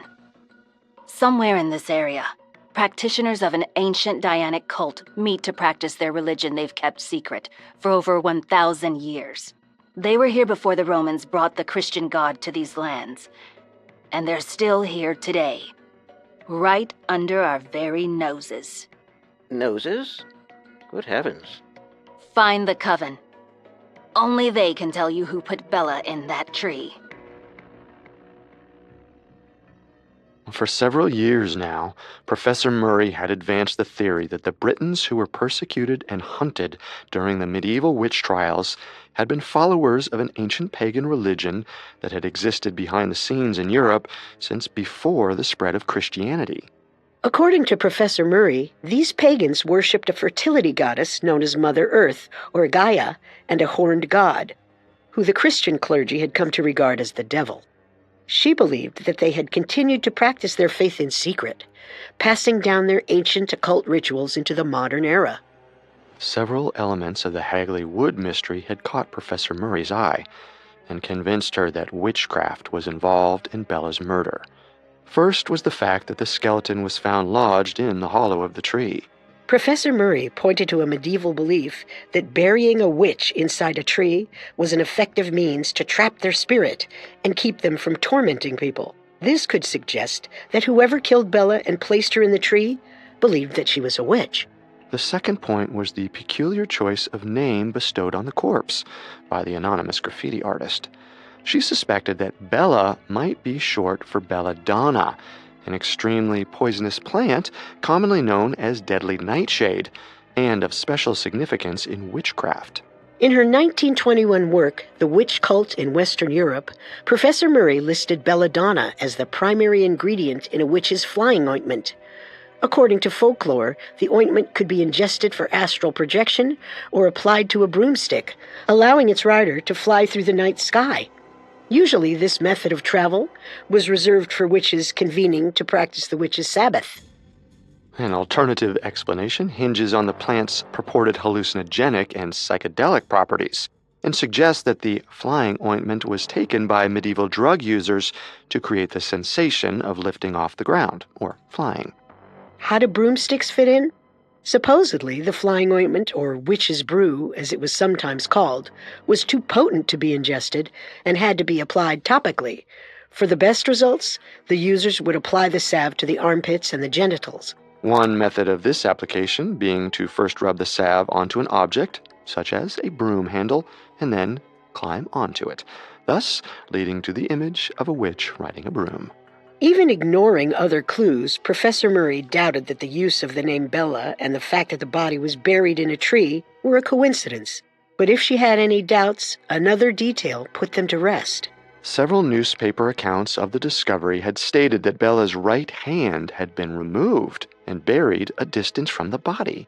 As far as the professor was concerned, this was definitive evidence that Bella had died in a black magic execution, and her corpse had been used in the creation of an obscure but highly powerful magical object known as the Hand of Glory. The steps to create a Hand of Glory can be found in many a book of shadows, or witch's spellbook. First, you will need a criminal. Some recipes suggest that a male murderer works best, but any petty thief should work. Hang them, and while they're still warm, cut off their hand. Pickle it. Next, make a candle of fat rendered from the same person you took the hand from, using their hair as the wick. You can either make one large candle and place it in the palm, or extend 5 smaller candles from each of the fingers. You might doubt that anyone would want such a macabre device, but according to legend, the Hand of Glory is a favorite tool of thieves and marauders willing to dabble in the dark arts. The light from the candles are said to only be visible to the holder. It will magically unlock any door you come across. Enter a home at night, and the wicks will light to indicate the number of people asleep. They will not awaken until you extinguish the flames, and the light will never go out on its own. There is one significant problem with the Hand of Glory theory. While several newspapers had reported that the hand was removed and buried, Dr. Webster's forensic report did not show this to be the case. It's possible that the newspapers were referring to small bones from the hand, which were missing. Alternatively, Dr. Webster might not have noticed the detail, since a fair number of the bones were scattered around the tree, having been scavenged by animals. Well, in either case, the forensic report makes it clear that no part of the skeleton appeared to have been damaged or intentionally removed or severed. That didn't stop Professor Murray from publicly announcing her suspicions and urging the police to shift their investigation to ferreting out members of a local coven. The word of a respected historian and Egyptologist was enough to convince many of the citizens of Hagley and the surrounding area that there were witches living in their midst. To make matters worse, the cryptic allusions to Bella of Hagley Wood were still cropping up all over the area, though some of the new messages now came in different handwriting. Was there a copycat? Or had an entire coven of witches taken up the task of taunting their surrounding community with the galling question? Then, on St. Valentine's Day, 1945, the Black Country area was rocked by what appeared to be yet another occult killing. He was supposed to trim the hedges along the ridge. You can see he didn't get very far. Did you check the pub? No, he was supposed to be home by... Uncle! A 74-year-old farmhand named Charles Walton was brutally murdered on Meon Hill in the Firs, a large farm in the West Midlands country of Warwickshire. Walton's body was discovered by his employer, Alfred Potter, and his 33-year-old niece, Edith, who he had adopted some 30 years prior. They found him pinned to the earth by a pitchfork, with the prong stabbed into the earth on either side of his neck to trap him. A pruning hook was embedded in his throat. His death, only 1 year after the discovery of the body in Hagley Wood, would spark a new investigation and invite more accusations of witchcraft and pagan rituals. And all the while, more mysterious messages were appearing on the walls and fences of the Black Country to ask the question that still needed an answer.